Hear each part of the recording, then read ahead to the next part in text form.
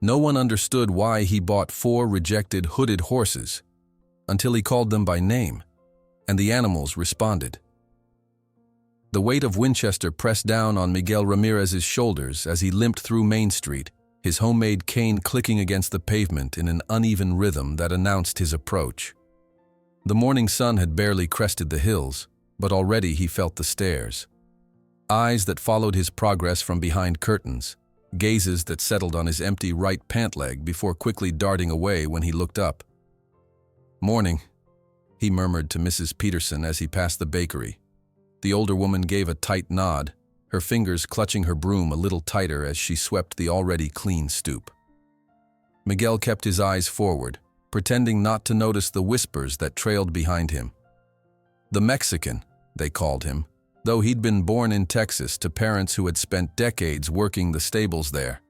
Parents who had given everything to become citizens, including, it sometimes seemed to Miguel, their dignity. The general store stood at the end of the street, its weathered sign promising all your daily needs. Miguel paused at the entrance, adjusting his worn army jacket before pushing through the door. The bell jangled overhead, and the soft hum of conversation stilled. "Just supplies," he said quietly to no one in particular, moving toward the back where animal feed was stacked in neat rows. Behind the counter, Walt Simmons watched him with narrowed eyes. "We don't do credit for your kind," he called out, though Miguel had never once asked for it. "Yes, sir." "Cash only," Miguel responded automatically, the words as familiar as the pain that radiated from his missing limb. Even after 3 years, phantom sensations still crawled along nerves that ended in nothing. As he reached for a small bag of birdseed, the only animals he could currently afford to feed, a memory surfaced unbidden. His grandmother, Esperanza, kneeling in the dry Texas dirt, her weathered hands extended toward a wild Mustang that pawed nervously at the ground. "Tranquilo, hermoso," she had whispered, not moving closer, just existing in the same space as the frightened animal. "No necesitas temer. Soy paciente. Tengo todo el tiempo del mundo para ti." The Mustang had eventually stepped forward, nostrils flaring, and touched its muzzle to her palm, a miracle that 8-year-old Miguel had never forgotten. "You buying that, or just holding it?"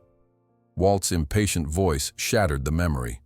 Miguel placed the birdseed on the counter alongside a few other necessities: coffee, beans, a small bottle of liniment for the days when his stump screamed too loudly to ignore. "Newspaper, too," he added, reaching for the Winchester Chronicle. Walt slid it across, his finger tapping a small advertisement near the back. "Your people looking for stable work should check with Harrison. Heard he's hiring after that accident." Miguel's eyes fell to the advertisement. Not the stable jobs, those were always filled by people who looked like him, invisible hands that kept the prestigious Thornfield stables running. Instead, his attention caught on another notice: Annual Oak Ridge Auction, Thoroughbreds, Andalusians, and Champion stock from Senator Harrison's Thornfield stables. Something stirred in his chest, a longing so intense it felt like physical pain. How long had it been since he'd been close to horses? Not since before Afghanistan, before the IED that had taken his leg and 2 of his squad mates. $28.17, Walt announced, watching as Miguel counted out bills carefully saved from his monthly disability check. Outside, the spring air carried the scent of blooming dogwoods, but Miguel barely noticed as he tucked the newspaper into his canvas bag. The thought of horses, real horses, not just memories, consumed him as he made the long walk back to his small property at the edge of town. The land wasn't much, 3 acres with a dilapidated house and a small barn that had seen better days. But it was his, bought with his service pay and disability settlement. Far enough from town that he didn't have to face the stairs every day, close enough that he could make the trip when necessary. By the time he reached his gate, sweat beaded on his forehead and the stump of his leg throbbed mercilessly. He lowered himself onto the porch steps, unfolding the newspaper to read the auction details more carefully. The Oak Ridge auction was prestigious, attended by wealthy buyers from across the South. Senator William Harrison's Thornfield stables produced some of the finest horses in Tennessee, champions with bloodlines that commanded respect and prices Miguel could never afford. Still, something about the advertisement pulled at him. Perhaps it was simply the chance to be near horses again, to smell their distinctive scent, to hear the soft nickering that had been the soundtrack to his childhood. That night, Miguel sat on his back porch, guitar in hand, picking out melodies that drifted into the darkness. The same songs he had played in the military camps to soothe his fellow soldiers after difficult days. The same songs his grandmother had taught him, claiming they spoke to something deeper than human understanding. As the moon rose over the Tennessee hills, Miguel made his decision. He would go to the auction. Not to buy, that was impossible, but to remember. To reconnect with the part of himself that had been buried beneath pain and isolation. For the next 3 weeks, Miguel pinched every penny. He skipped meals, turned off the electricity except for an hour each evening, walked instead of using the ancient truck that drank gas like water. When auction day arrived, he had enough for the entrance fee and not $1 more. The Oak Ridge Pavilion gleamed in the morning sun, its white columns and manicured grounds speaking of old money and established power. Miguel parked his truck far from the main entrance, conscious of its rusted panels and sputtering engine. He had polished his one good pair of boots and wore his cleanest shirt, but still felt profoundly out of place as he approached the entrance. "Ticket, sir?" The young attendant's polite smile faltered slightly as she took in Miguel's appearance, his dark skin, his cane, his obvious lack of wealth. Miguel handed over the carefully saved cash. "Just observing today." Inside, the pavilion hummed with activity. Wealthy buyers in tailored suits and designer dresses clustered in groups, examining glossy catalogs. The sweet smell of hay mingled with expensive perfume and leather polish. Miguel moved to the back of the room, finding an inconspicuous place to stand. The main ring sparkled under bright lights, sawdust freshly raked into perfect patterns. One by one, magnificent horses were led in, gleaming coats, proud arched necks, movements so fluid they seemed to float above the ground. And now, Lot 17, Duchess of Thornfield, 3-year-old filly with championship bloodlines, the auctioneer announced as a delicate bay pranced into the ring. Miguel watched, entranced, as the bidding quickly soared past $50,000. This was a different world, one where horses were investments, status symbols, collectibles. During a brief intermission, Miguel wandered toward the back holding areas, drawn by an instinct he couldn't name. Away from the glamorous main ring, the stables were utilitarian but still immaculate, Senator Harrison's reputation for perfection evident in every detail. At the far end, separated from the other horses, 4 stalls stood slightly apart. Miguel noticed something odd. Unlike the other stalls where horses peered out curiously, these had high barriers, preventing any view of the occupants. As Miguel approached, a stable hand stepped forward. "Sir, this area is restricted." "Just looking," Miguel said softly. The man's eyes narrowed as he took in Miguel's appearance. "Nothing to see here anyway, just the problem cases." "Problem cases?" The stable hand glanced around before lowering his voice. "Survivors from the accident at the national championship. Palanque collapsed, killed 2 handlers. These 4 were underneath. Got trapped, panicked. Not right in the head anymore." He tapped his temple. "They're kept hooded all the time now. Freak out at sudden movements, loud noises. Gonna be auctioned as a lot at the end. Formality, really. Nobody'll buy 'em except maybe for breeding, and even then." He shrugged. "May I?" Miguel gestured toward the stalls. "Your funeral, Hispanic. Just don't get close, especially to that one." He pointed to the end stall. "Tempest, Andalusian stallion, worth a fortune before. Injured 3 handlers already. He'll be put down after the auction if nobody bids." Which they won't. As the stable hand walked away, Miguel approached the stalls slowly. The barriers were high, but he could hear movement inside. The shuffle of hooves, occasional soft snorts that sounded like distress. When he reached Tempest's stall, he stood still, making no attempt to look over the barrier. Instead, he closed his eyes and listened. The movements inside were agitated. a horse in perpetual fear, waiting for the next threat. Without thinking, Miguel began to hum softly, an old vaquero song his grandmother had taught him. The movement in the stall suddenly intensified, hooves striking wood. Someone shouted a warning, but Miguel didn't stop. He continued the gentle melody, his voice barely above a whisper. "Tranquilo, hermoso," he murmured in Spanish. "No necesitas temer." The violent movement inside the stall abruptly ceased. The silence that followed was profound. A crowd had gathered now, staring at Miguel with expressions ranging from curiosity to contempt. Two handlers stood ready with control poles, clearly expecting the worst. Miguel continued humming, not moving closer, just existing in the same space as the frightened animal, just as his grandmother had taught him. Time seemed to stretch. Then a soft sound came from the stall, not panicked or aggressive, but questioning. The sound of a horse trying to understand. "Sir, you need to step back. We're preparing for the final lots." A supervisor appeared, clipboard in hand. Miguel nodded and moved away, but not before whispering, "Volveré. I'll come back." In the auction ring, the atmosphere had changed. The prestigious lots were done, and most serious buyers had already departed or were engaged in private conversations. Only a handful remained in their seats when the auctioneer announced the final lot. "Ladies and gentlemen, final offering today is a lot of 4 horses, survivors of last year's unfortunate incident, sold as is, for breeding purposes only, opening at 5,000 for all 4. A murmur of amusement rippled through the remaining audience. Miguel stood at the back, his heart pounding. $5,000 might as well have been $5 million for all he could afford it. The auctioneer looked around the nearly empty room. "Do I have 5,000? These are pedigreed animals, gentlemen. The bloodlines alone." No hands raised. In the VIP section, Senator Harrison watched with thinly veiled impatience, clearly wanting this final formality over with. 3,000 then? Silence. 1,000 for all 4?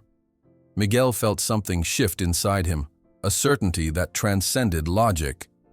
Before he could second-guess himself, his hand was in the air. The auctioneer squinted toward the back. "We have 1,000 from the gentleman in the rear." Senator Harrison's gaze swiveled toward Miguel, his expression changing from boredom to disdain as he took in the Hispanic man with the missing leg and worn clothes. "Going once, going twice." The auctioneer seemed almost embarrassed by the low price, but no competing bids emerged. "Sold to the Hispanic gentleman." As Miguel moved forward to complete the paperwork, a ripple of derisive laughter followed him. He ignored it, focused only on the knowledge that somehow, impossibly, he had just purchased 4 traumatized horses with no means to transport them and barely enough land to keep them. At the payment desk, Senator Harrison himself appeared, his expensive cologne announcing his presence before Miguel looked up. "I don't believe we've met. William Harrison." He didn't extend his hand. "Miguel Ramirez, sir." "Interesting purchase, Mr. Ramirez. May I ask your plans for these animals?" There was something predatory in Harrison's smile that made Miguel straighten despite the pain in his leg. "To heal them, sir." Harrison's laugh was short and cold. "Those animals are beyond healing, Mr. Ramirez, but the bloodlines are valuable. I assume you have appropriate facilities, connections for breeding programs?" "I have patience," Miguel replied simply. Harrison's eyes narrowed slightly. "Well, good luck to you. I'll be interested to see how this experiment progresses." As Miguel signed the final papers, he felt a strange sense of being watched. Glancing toward the rear doors, he saw that one of the hooded horses, Tempest, had been led partway into the corridor. Despite the hood covering its eyes, the animal's head was turned directly toward Miguel, nostrils flaring as if catching his scent. For just a moment, the great Andalusian lowered its hooded head slightly, pressing against the handler's restraint in Miguel's direction, a gesture so subtle it was almost imperceptible, yet undeniable in its intent. "Sold to the Hispanic gentleman," the auctioneer's words echoed in the nearly empty pavilion, while in his luxurious private office, Senator Harrison whispered to his assistant, Find out everything about this cripple. Nobody makes a fool of me by buying what I discard. And in that moment, unbeknownst to Miguel, the 4 traumatized horses weren't his only adversaries in Winchester. The transport truck rattled down the dirt road toward Miguel's property, kicking up dust clouds that caught the morning sunlight. Behind it, a procession of cars followed at a distance, curious onlookers who had spread the word faster than Miguel could have imagined. The Mexican cripple bought Harrison's crazy horses. The news had traveled through Winchester like wildfire. Miguel stood at his gate, leaning heavily on his cane. He had spent the previous night frantically clearing his small barn, wondering with each hammer stroke and each painful shift of his weight if he had made the greatest mistake of his life. 4 traumatized horses. What had he been thinking?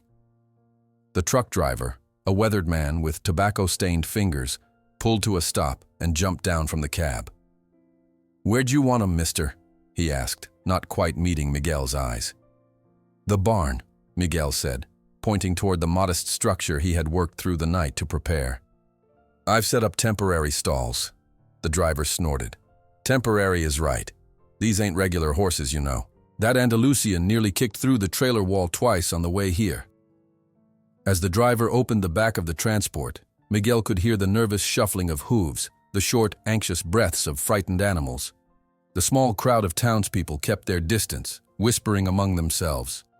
"Reckon he'll be dead within a week," a voice carried clearly across the morning air. "Nah," another replied. "He's just gonna ship him down to Mexico for slaughter. Make a profit." Miguel ignored them, focusing instead on the horses. The unloading was a tense affair. Each hooded animal emerged from the trailer trembling, led by handlers wearing thick protective gear. The horses' heads jerked at every sound, their bodies rigid with fear beneath the black hoods that kept them in perpetual darkness. Tempest, no, Valor, as Miguel had already begun to call him in his mind, was the last and most difficult. The massive Andalusian stallion reared twice during the short walk to the barn, nearly pulling free from the handlers. "Good luck with this one," the driver said, handing Miguel the lead rope with obvious relief. "Senator Harrison's boys are taking bets on how long before it kills you." Once the transport team departed, the spectators lingered, clearly disappointed that there had been no immediate disaster to witness. Gradually, they too drifted away, leaving Miguel alone with 4 traumatized horses in a barn that suddenly seemed impossibly small for the task ahead. Inside, the animals stood rigid in their stalls, still hooded, still trembling. Miguel's first act was to place an old radio on a shelf, tuning it to a classical music station and keeping the volume low, a constant, gentle background that might eventually become a signal of safety. "This is home now," he said softly, addressing each stall in turn. "I'm going to call you Valor," he told the Andalusian. "And you," he continued to the gray mare, "will be Esperanza, hope." The chestnut gelding became Libertad, and the smaller bay mare, Sueño, dream. That first night, Miguel dragged an old chair into the center of the barn and simply sat, reading aloud from a worn collection of Garcia Lorca's poetry that had belonged to his grandmother. He made no attempt to approach the stalls or interact with the horses directly. The animals shifted nervously at first, but as hours passed, their movements became less frantic. "My grandmother used to say that some souls need to be courted, not broken," Miguel spoke into the quiet barn, his voice mixing with the soft strains of Mozart from the radio. "We have time, all the time in the world." The following morning, Dr. Thomas Jenkins arrived, clipboard in hand and skepticism evident in every line of his face. Miguel recognized him from the auction, one of Harrison's associates. "Senator Harrison sent me to check on the animals," Jenkins said, not bothering with pleasantries. "Standard procedure when valuable bloodstock changes hands." Miguel nodded, leading the veterinarian into the barn. Jenkins stopped short at the sight of Miguel's setup. Clean but simple stalls, fresh water, good quality hay, and the classical music playing softly. "What exactly is your rehabilitation protocol?" Jenkins asked, scribbling notes. "We're getting to know each other first," Miguel replied. Jenkins looked up sharply. "These animals need medication. controlled environments, possibly even more invasive procedures if they're ever to be functional again. Miguel shook his head. They don't need any of that, doctor. They need someone to respect their grieving time. Grieving time. Jenkins's eyebrows rose. They're horses, Mr. Ramirez, not people. They saw their friends die, Miguel said quietly. Just as I saw my squad mates die. Some scars aren't on the body. Jenkins studied Miguel for a long moment, then moved toward the stalls. Each horse tensed as he approached, their fear palpable even beneath the hoods. You're still keeping them hooded? For now. They'll tell me when they're ready. The veterinarian made a dismissive sound. Scientific evidence doesn't support this approach. These animals have severe trauma responses. You can't just read poetry to them and expect results. Later that day, after Jenkins had departed with a clearly negative assessment, Miguel established his routine. Dawn found him sitting on an overturned bucket, softly playing guitar as the sun's first rays filtered through the barn's high windows. Throughout the day, he moved his chair to each stall individually, telling stories of his childhood in Texas, of his grandmother's way with wild horses, of the peace he had once found in their presence. At night, weather permitting, he lit a small fire in the center of the fenced area behind the barn and simply sat in silence, allowing the horses to sense his presence without demands. 2 weeks passed this way. The townspeople's interest waned when no dramatic news emerged from the property at the edge of town. Only one visitor came regularly, Sarah Johnson, the local music teacher, who began stopping by with apples and carrots. I heard you playing yesterday when I drove past, she explained on her first visit, slightly nervous. It was beautiful. Miguel accepted the offerings with quiet thanks, noticing how she, unlike most in town, looked directly at him when speaking, not at his missing leg or his darkly tanned skin. Would you like to meet them? He asked. Sarah followed him into the barn, her eyes widening at the sight of the 4 hooded horses. They still wear those? Isn't it cruel? Sometimes darkness is safer when the world has hurt you, Miguel replied. They'll come out when they're ready. On the 19th day, the first breakthrough came. Miguel was playing guitar near Esperanza's stall when the gray mare, the oldest of the 4, took a step closer to the bars. She remained there, head lowered but turned toward the music, for nearly 5 minutes before retreating. The next morning, when Miguel brought fresh water, Esperanza didn't shy away as she had every previous day. She stood still, her hooded head tracking his movements without panic. Sarah witnessed the second breakthrough when she arrived with her weekly offering of apples. Valor, the most traumatized of the 4, allowed Miguel to approach his feed bucket while he was eating, an extraordinary sign of trust for a traumatized horse. How did you know? Sarah asked, watching from a safe distance. How did you know not to force them? Miguel's gaze drifted toward the horizon. In Afghanistan, after the explosion, there was a nurse who understood. She never forced me to talk about what happened. She just sat with me, day after day until I was ready. Sometimes the greatest respect we can show is patience. Word of the small improvements reached Harrison through Jenkins's reports. The response came swiftly. Clayton, Harrison's foreman, appeared at Miguel's gate one afternoon. Mr. Ramirez, Clayton called, standing beside a shiny truck that seemed deliberately ostentatious against Miguel's modest surroundings. Got a minute? Miguel invited him in with caution, noting the calculating assessment in the man's eyes as he surveyed the property.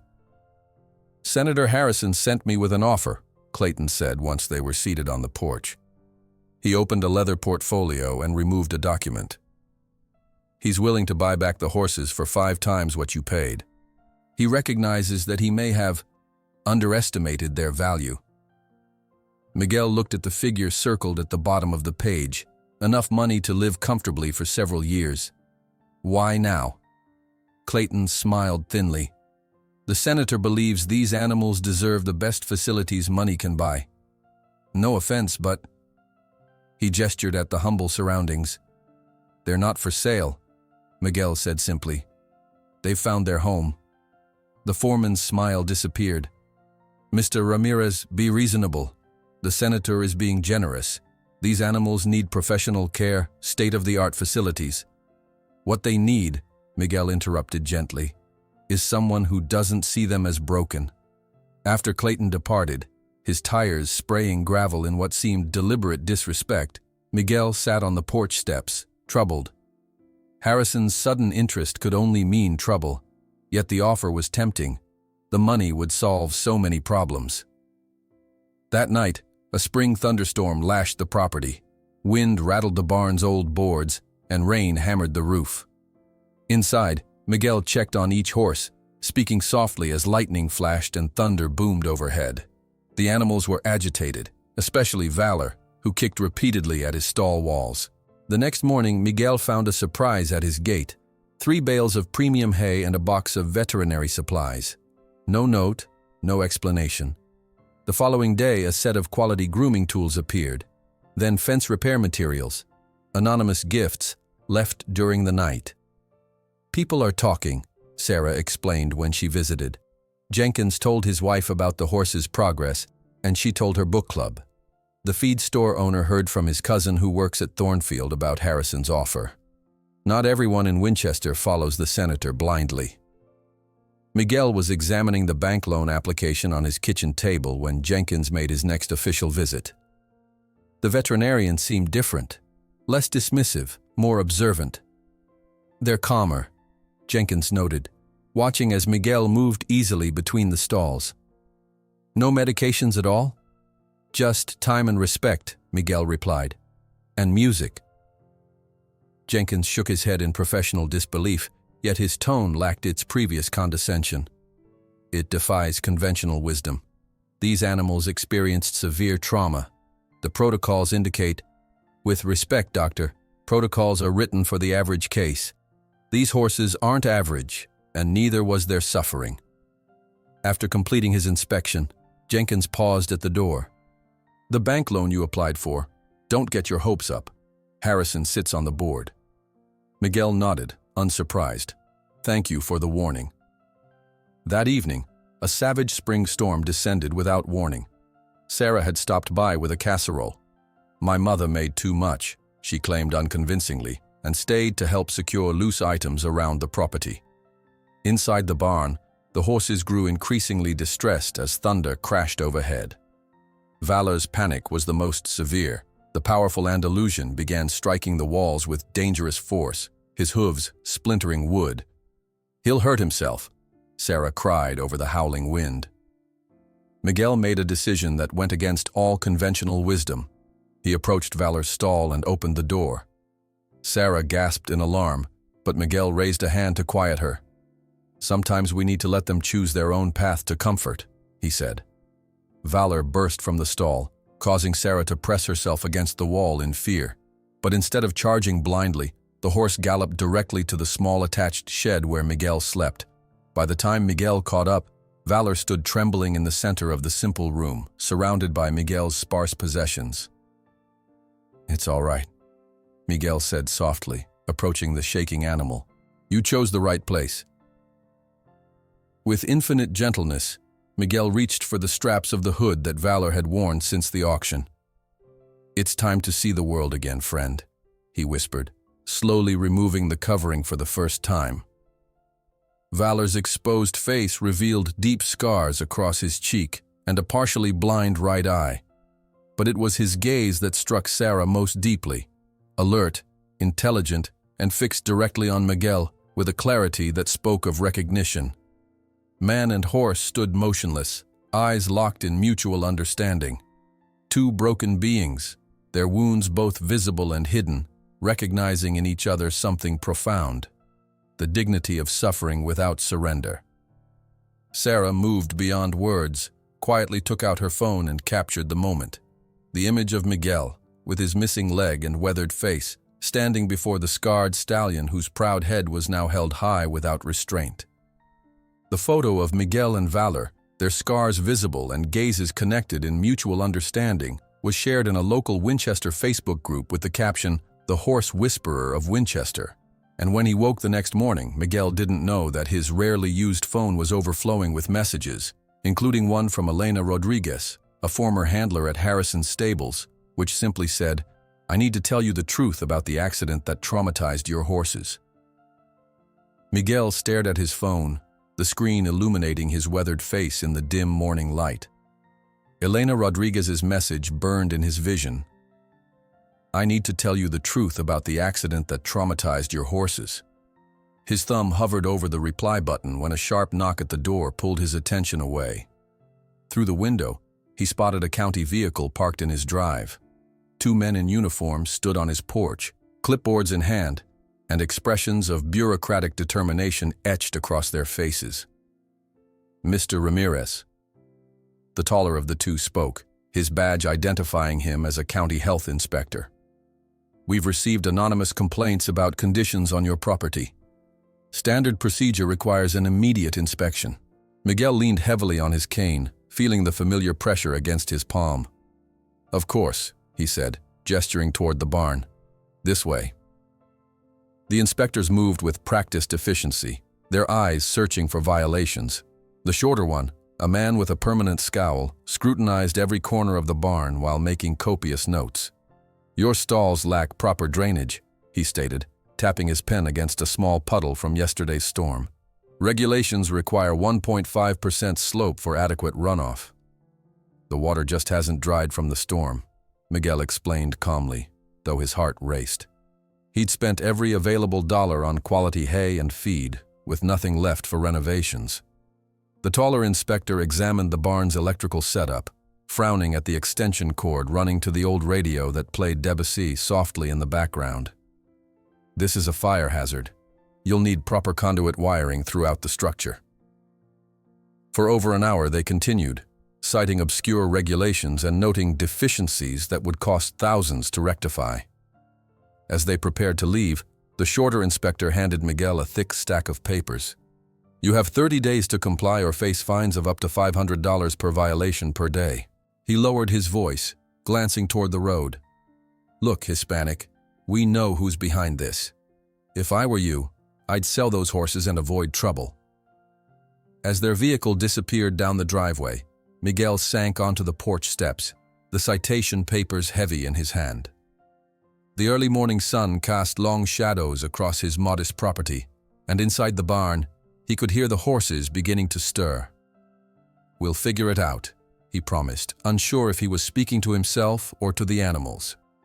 That evening, as the Tennessee sky painted itself in twilight hues, Miguel sat cross-legged near Esperanza's stall, methodically working through the citation list. Each item represented money he didn't have, resources beyond his reach. The gray mare stood quietly in her stall, her head turned toward him, the hood still covering her eyes but her ears flicking toward the sound of his pencil against paper. "They want me to install automatic watering systems," he told her, as if she might understand his predicament. "And the electrical work alone would take a month's disability check." A soft knock interrupted his calculations. Sarah Johnson stood in the barn doorway, holding a casserole dish and looking uncharacteristically hesitant. "I heard about the inspection," she said, setting the dish aside. "News travels fast." Miguel nodded, unsurprised. In Winchester, gossip moved faster than the morning train. "I have 30 days to make improvements I can't afford." Sarah moved closer, cautiously eyeing Esperanza, who remained unusually calm. "The horse. She's listening to you." "Esperanza," Miguel corrected gently. "Yes, I think she's beginning to trust my voice." Sarah settled on a nearby hay bale, her eyes traveling from the horse to the citations in Miguel's hand. "My brother-in-law is an electrician. He might be willing to help with some of this." Miguel's instinct was to refuse. Pride had been his companion almost as constant as pain. But Esperanza chose that moment to take a tentative step forward, bringing her hooded head closer to the stall door than she'd ever ventured before. "I think," he said carefully, "I would be grateful for any help he could offer." Later that night, as Sarah's taillights disappeared down the drive, Miguel worked by lantern light, reinforcing Valor's stall with scavenged lumber. The Andalusian watched from his corner, no longer hooded but still wary. his one good eye tracking Miguel's movements. A flashback hit without warning. The blinding Afghan sun, the deafening crack of the IED, the screams of his squad mates. Miguel's hand seized on the hammer, his breath coming in short gasps. The panic attack gripped him like a physical force, squeezing his lungs, accelerating his heart to a painful rhythm. From his stall, Valor snorted softly and moved forward, pressing his scarred muzzle against the wooden slats. The unexpected gesture pulled Miguel back to the present.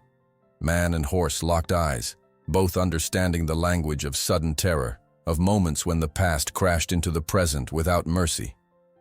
"Gracias, amigo," Miguel whispered when his breathing finally steadied. "We're not so different, you and I." The next morning brought a surprise.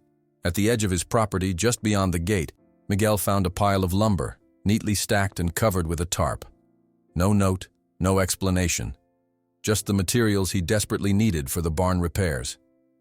2 days later, an electrical supply kit appeared, complete with conduit pipes and junction boxes, then fence posts, then bags of quick-setting concrete, anonymous gifts, left during the night by people who clearly wanted no recognition. "People are talking," Sarah explained during her next visit, her violin case tucked under her arm. "Jenkins told his wife about how you've been working with the horses, and she mentioned it at church. Then Mrs. Peterson from the bakery saw Valor without his hood when she drove by. Word is spreading." Miguel worked through each night despite the constant pain in his leg stump, installing proper drainage, rewiring the barn's simple electrical system, reinforcing stalls. During the day, his routine with the horses continued. Gentle presence, soft music, quiet conversation. Libertad, the chestnut gelding, remained the most distant, retreating to the farthest corner whenever Miguel approached. But even he showed subtle signs of progress. His trembling lessened, his breathing steadied when Miguel read aloud. On a particularly warm afternoon, 2 men in suits arrived unannounced. Their government-issue sedan and formal manner immediately set Miguel on edge. "Mr. Ramirez, Department of Veterans Affairs, we need to discuss some inconsistencies in your service record." Miguel felt a cold weight settle in his stomach. "My service record is clear. I served with the 5th Infantry Division in Kandahar Province." The older agent consulted his notebook with exaggerated thoroughness. "Yes, but there seem to be questions about the circumstances of your injury. Some paperwork appears to be missing." The interview lasted over an hour, the agent's questions becoming increasingly pointed. They questioned details of the explosion, the location of his unit, even the names of his commanding officers. Each query struck Miguel like a physical blow, forcing him to relive the worst day of his life. "Look," the younger agent finally said, his tone softening slightly. "We're just doing our job. Someone filed a formal inquiry into your disability status." "Someone?" Miguel asked, though he already knew the answer. The agent's silence was confirmation enough. That night, exhausted and aching, Miguel sat in the small, fenced area behind the barn, playing his guitar beneath the stars.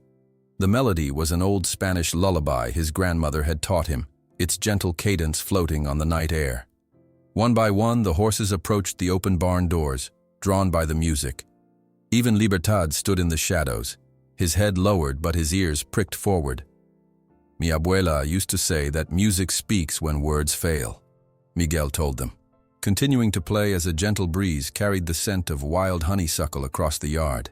She believed animals understand the language of the heart better than humans do. A sudden crack of thunder broke the peaceful moment. The spring sky, clear moments before, darkened with alarming speed as a storm front rolled in from the west. Lightning flashed, followed immediately by a deafening boom that shook the ground. The horses retreated in panic, all except Esperanza, who stood frozen in fear. As rain began to pelt down, Miguel rose quickly, ignoring the shooting pain in his leg, and approached her with measured steps. "It's all right," he murmured, keeping his voice steady despite the chaos of the storm. "Just water and sound, nothing more." The gray mare trembled violently, her nostrils flared wide, but she didn't bolt when Miguel reached for her water bucket. For the first time, he was able to change her water while she remained present, a small act that represented an enormous leap of trust. Sarah, who had arrived moments before the storm to deliver a promised book of Spanish poetry, witnessed the exchange from the barn doorway. Her eyes widened at the significance of what she was seeing. "She's letting you near her while she's afraid," she said when Miguel returned to the shelter of the overhang. "That's incredible." Miguel nodded, water streaming from his soaked shirt. "Fear is easiest to bear when we're not alone in it." Later, when the storm had passed and Sarah had gone, Miguel checked his phone to find 2 missed calls from Elena Rodriguez and a text asking when they could meet safely. He composed a quick reply, suggesting tomorrow afternoon at the small cafe on the outskirts of town. As he was about to put his phone away, a notification appeared. Someone had tagged him in a post on a local Facebook group. With limited reception, the image loaded slowly. His photo with Valor, captioned, "The Horse Whisperer of Winchester," by someone named Mary Jenkins, the veterinarian's wife. The post already had dozens of comments, many expressing surprise and curiosity, others more hostile. One in particular caught his eye. "Asking the community to help this man is unpatriotic. His disability claim is under investigation. Ask yourselves why." The comment was from an account named Winchester Values, but Miguel had little doubt about its true author. Morning brought 2 unexpected developments. First, a handwritten letter from the bank, officially denying his loan application despite his excellent payment history and collateral value. Second, a pickup truck arriving with 3 Hispanic men Miguel recognized from town, landscapers who worked for the wealthy homes near the lake. "We came to help," said the oldest, introducing himself as Carlos. "We heard about the citations. We have experience with barn construction." By midday, the sound of hammers and saws filled the air. Carlos and his nephews worked efficiently, reinforcing the barn's roof supports and installing proper gutters. When Miguel tried to offer them lunch, Carlos shook his head. "We brought our own," he said, then added quietly, "Not everyone in Winchester follows the senator like sheep. Some of us remember what it's like to be seen as disposable." The word hung in the air between them, heavy with shared understanding of what it meant to be valued only for what could be extracted: labor, service, sacrifice, and discarded when damaged or inconvenient. That evening, as the sun began its descent, Miguel met Elena at the cafe. The former stable hand sat in the farthest corner, her eyes constantly darting to the door, her hands fidgeting with her coffee cup. "I was fired for asking questions," she began without preamble. "Questions about safety protocols, about the way the horses were being treated before the accident." Elena passed a manila envelope across the table. Inside were photographs, maintenance reports with red-circled dates, structural assessments of the palanque that had collapsed, emails requesting repairs that had been ignored. "Harrison knew," she said, her voice barely above a whisper. "He knew the structure was compromised, but the investors were coming, and he couldn't postpone. When I tried to report it after the accident, I was fired and threatened with deportation, even though I'm a citizen." Miguel studied the documents, a cold anger settling in his chest. They didn't just experience trauma, he said, thinking of his 4 horses. They were betrayed by the humans they trusted. While the video that Sarah had shared with a few friends began circulating quietly among Winchester residents, showing Miguel's gentle approach with the horses, Senator Harrison was signing official documents requesting a formal investigation into possible irregularities in the military record of the man who dared challenge his methods and his authority. Miguel couldn't stop checking the forecast on his phone as dark clouds gathered on the horizon. The Weather Service had issued a severe thunderstorm warning for Winchester and surrounding counties. Winds up to 60 miles per hour, possible hail, and frequent lightning. His chest tightened at the thought of what another violent storm might do to the horses, especially Valor, who had shown such dramatic progress since removing his hood. "They're predicting it'll hit around midnight," he told Sarah as she arrived carrying extra blankets and flashlights. "Might knock out power." "I brought some battery-powered lanterns too," she said, setting her supplies on the porch. "My sister's had 3 outages already this spring." Miguel nodded gratefully, his eyes drawn to the western sky where charcoal clouds were steadily advancing, occasionally illuminated from within by distant lightning. The air felt heavy, electric, the kind of atmospheric pressure that preceded severe weather in Tennessee. "How are they doing today?" Sarah asked, following Miguel's gaze toward the barn. "Nervous. They can sense the pressure change, especially Valor." Before Sarah could respond, a government sedan pulled into the driveway, sending Miguel's heart into his throat. The two VA investigators from earlier in the week stepped out, their faces impassive as they approached. "Mr. Ramirez, we need to continue our discussion," the older one said, flipping open a leather portfolio. "Some inconsistencies have emerged regarding the timing of your deployment and injury." Miguel gripped his cane tighter, images flashing unbidden. The blinding Afghan sun, the metallic taste of fear, the deafening crack of the IED. "I've provided all my documentation," he said, fighting to keep his voice steady. "Yes, but there are discrepancies in the field hospital records. The dates don't align with your disability claim." The interrogation continued on the porch, Sarah hovering protectively nearby as the investigators pressed Miguel on details that had blurred in the fog of trauma. Exact coordinates, names of medical personnel, dates of transfer between facilities. Each question forced him to revisit the worst moments of his life. "The morphine," Miguel finally said, his voice hollow. "After they took my leg, I was on heavy painkillers for weeks. The paperwork, there was so much. Forms I signed when I could barely focus my eyes." A memory surfaced, sharp and painful, lying in a hospital bed, a stack of documents on his lap, a harried administrator pointing where to sign while pain radiated up from where his leg should have been. No explanations, just impatient directions to sign here, initial there, hurry up, because there were dozens of wounded waiting. The younger investigator glanced at his partner, something like doubt crossing his face. The older man merely made another note. "We'll continue this review. In the meantime, you should be aware that your disability benefits may be suspended pending investigation." After they left, Miguel sat heavily on the porch steps, exhaustion etched into every line of his face. Sarah placed a gentle hand on his shoulder, saying nothing because nothing could make this right. "If they suspend my benefits," he began, then shook his head.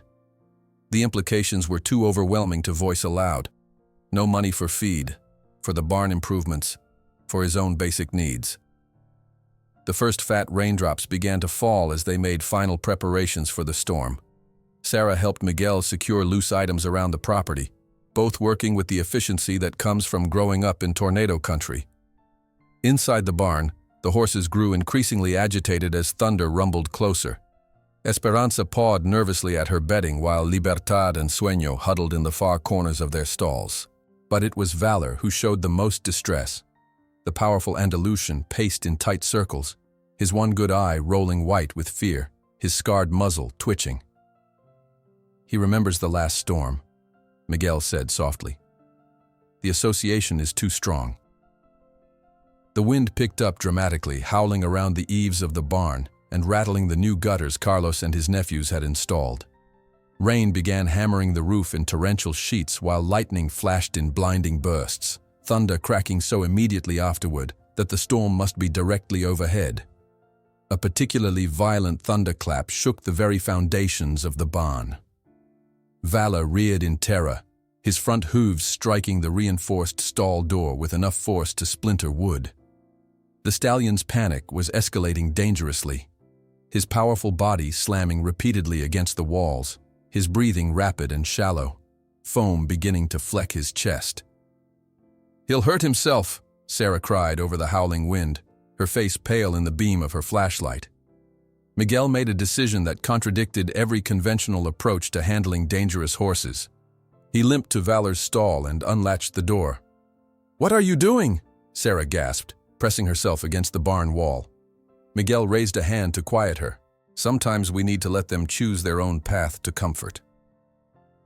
The moment the stall door swung open, Valor bolted. But instead of charging blindly through the barn as Sarah feared, The massive horse thundered directly toward the small attached shed where Miguel slept. By the time Miguel caught up, using his cane to navigate the uneven ground, Valor stood trembling in the center of his sparse living quarters, surrounded by Miguel's few possessions, nostrils flaring but no longer trying to escape. "You chose the right place," Miguel said softly, approaching the shaking animal with measured steps. The shed smelled of Miguel, his clothes, his guitar, the herbal liniment he used on his leg. For Valor, these scents had become associated with safety, with the absence of pain and fear.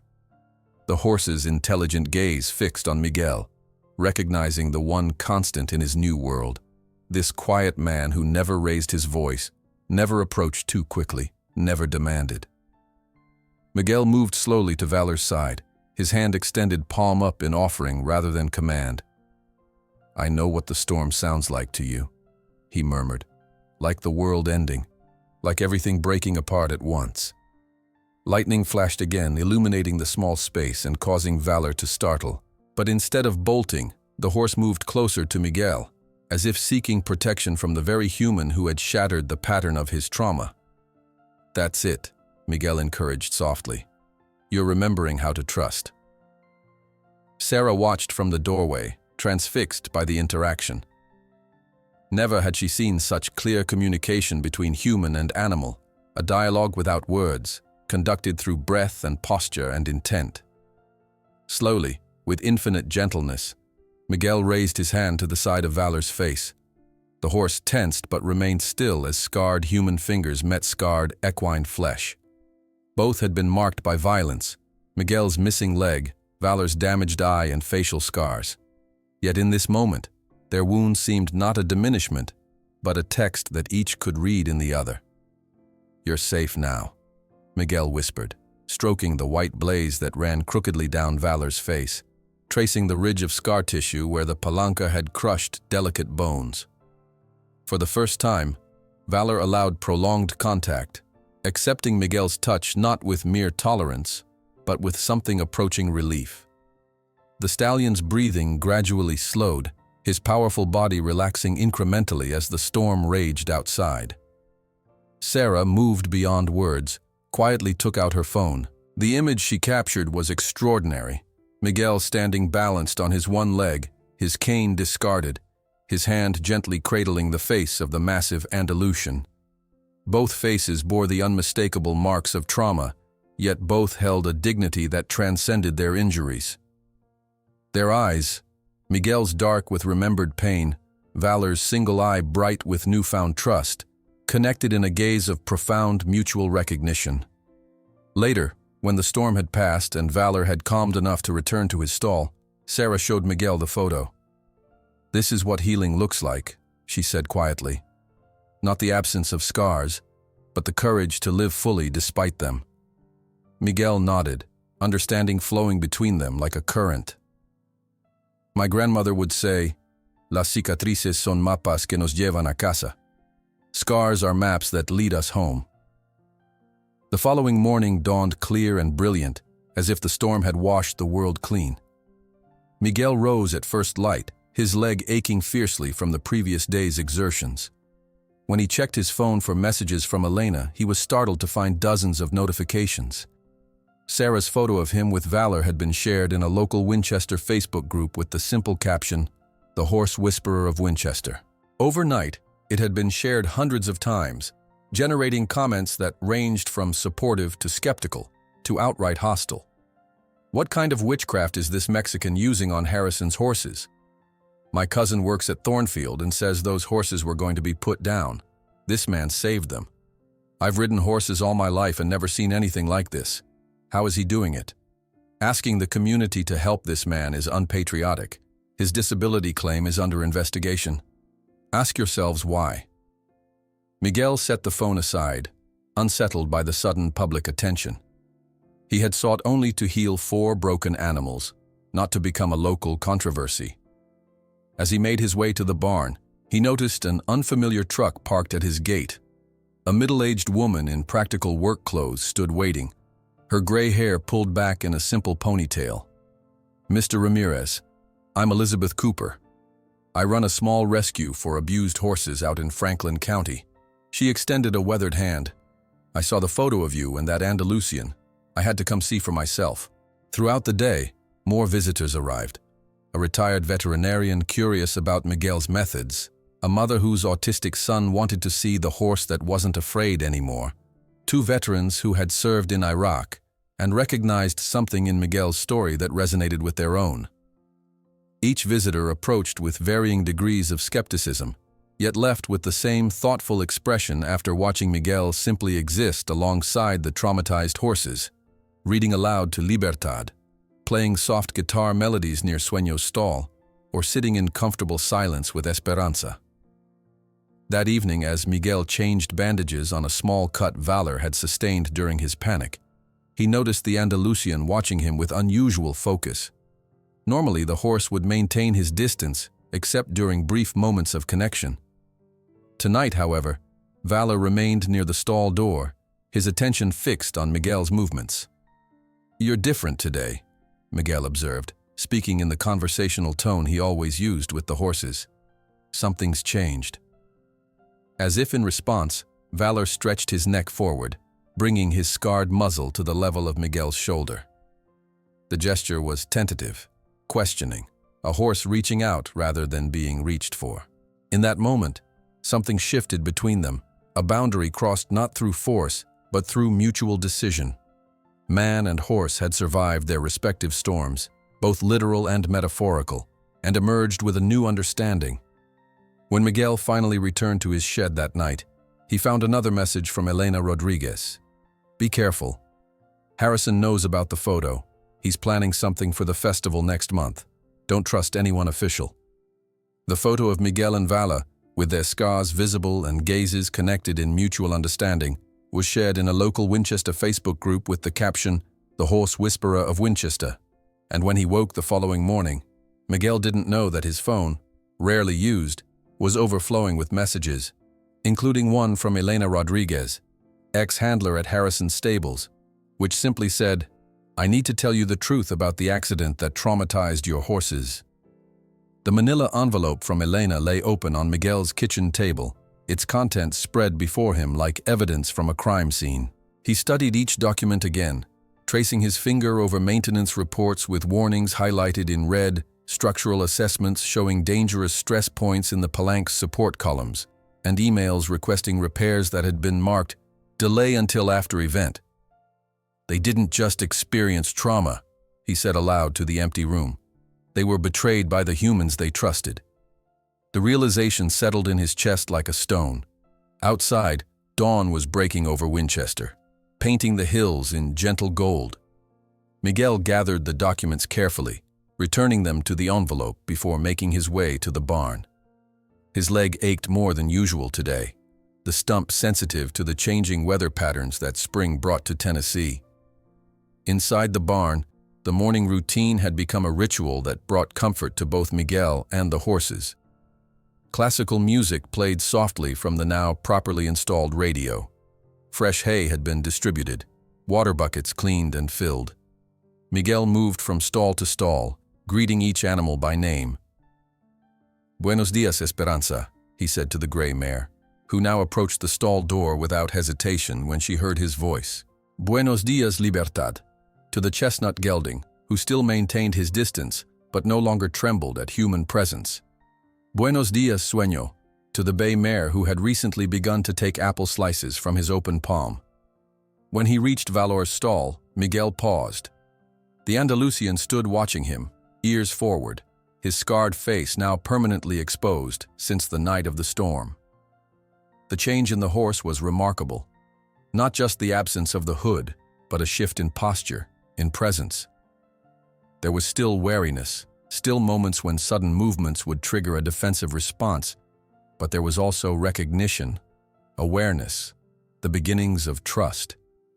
"You understand more than they think, don't you?" Miguel said quietly, remembering Elena's revelations. "You know it wasn't an accident. You know someone chose to put you in danger." Valor snorted softly, moving closer to the stall door, his one good eye fixed on Miguel's face with an intensity that sometimes felt like communication. The sound of tires on gravel interrupted the moment. Miguel turned to see a truck he didn't recognize pulling up to the barn. A woman emerged, petite, Hispanic, dressed in practical jeans and a worn denim jacket, her dark hair pulled back in a tight ponytail. Elena Rodriguez moved with the cautious awareness of someone accustomed to watching her back. "You got my message," she said by way of greeting, her eyes darting past Miguel to scan the interior of the barn. "I did. Thank you for the documents." Elena nodded, her expression grim. "There's more. Things I couldn't put in writing." She gestured toward the horses. "May I?" Miguel led her through the barn, watching as she approached each stall with the practiced movements of an experienced handler. When they reached Valor, Elena's composure cracked slightly. "Dios mío," she whispered. "He's without the hood, and he's letting you near him." "Progress comes slowly," Miguel replied, "but it comes." They settled on hay bales near the barn entrance where they could see anyone approaching. Elena's hands twisted nervously in her lap as she began her story. "I worked at Thornfield for 6 years. Started as a groom, worked my way up to assistant trainer. The day of the accident," her voice faltered, "the national championship. Everything had to be perfect. Harrison had investors coming, Japanese businessmen looking to purchase breeding rights to Tempest, to Valor." She described the frantic preparations, the pressure from Harrison to ensure a flawless presentation. Then the discovery, 3 hours before the event, that the specially constructed viewing palanque had serious structural issues. The engineer said it wasn't safe, too much weight in one section, support beams showing stress fractures. Elena's voice hardened. Harrison said to make it work. Put up some additional bracing, don't mention it to anyone. The investors couldn't be disappointed. Miguel closed his eyes briefly, picturing the scene. The hasty repairs, the oblivious spectators, the horses and handlers positioned directly beneath the compromised structure. When it collapsed, Elena's voice dropped to a whisper. The sound, I'll never forget it, like gunshots as the wood splintered.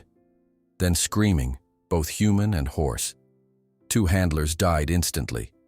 The horses that survived, they were trapped beneath the debris for almost 40 minutes, listening to their stablemates die, feeling them thrash in pain beside them. Valor had moved to the front of his stall, his ears pricked forward as if he recognized the story being told. Miguel wondered how much the horse understood, not the words, perhaps, but the emotional content, the return to memories that had shaped his present reality. Afterward, Harrison controlled the narrative, Elena continued. Called it a tragic accident, paid off the families of the dead handlers, had all the survivors sign non-disclosure agreements. When I started asking questions about the engineer's report, about the warnings that had been ignored, she shrugged. I was fired the next day. Told if I made trouble, they'd claim I was stealing medications, have me blacklisted from every stable in 3 states. Miguel absorbed this information in silence, his gaze traveling to the 4 horses, survivors of not just trauma, but deliberate endangerment for the sake of profit and convenience. Why are you telling me this now? He finally asked. Elena's eyes met his directly. Because you're helping them heal when everyone said it was impossible. Because that photo of you and Valor is making people ask questions Harrison doesn't want asked. And because, she hesitated, I saw those VA investigators coming here. Harrison is using his connections to attack you from all sides. Before Miguel could respond, the sound of another vehicle approaching sent Elena to her feet in alarm. Through the barn door, they could see Dr. Jenkins's truck pulling up. I can't be seen, Elena whispered urgently. There's a back door? Miguel nodded toward a small exit at the rear of the barn. As Elena slipped away, he moved to greet the veterinarian, carefully tucking away the knowledge she had shared. Dr. Jenkins seemed different today. Less the professional making obligatory visits, more a man wrestling with his conscience. He performed his examination of the horses with his usual thoroughness, but his comments lacked their earlier skepticism. The progress is remarkable, he admitted, watching as Esperanza allowed Miguel to run a soft brush along her flank, the first grooming she had accepted since her trauma. Conventional wisdom would say this shouldn't be possible, at least not in this time frame. Miguel continued the gentle brushing, speaking to Esperanza in a mixture of English and Spanish. The mare's eyes were half closed, her breathing deep and regular, signs of relaxation that would have seemed impossible weeks ago. "Conventional wisdom is written for conventional circumstances," Miguel replied. "These horses have experienced something beyond ordinary understanding. Their healing must also follow its own path." Jenkins made notes in his file, then hesitated before asking, "May I see Valor?" Miguel led him to the Andalusian's stall. Valor watched their approach warily, moving to the center of the stall rather than approaching the door as he sometimes did with Miguel alone.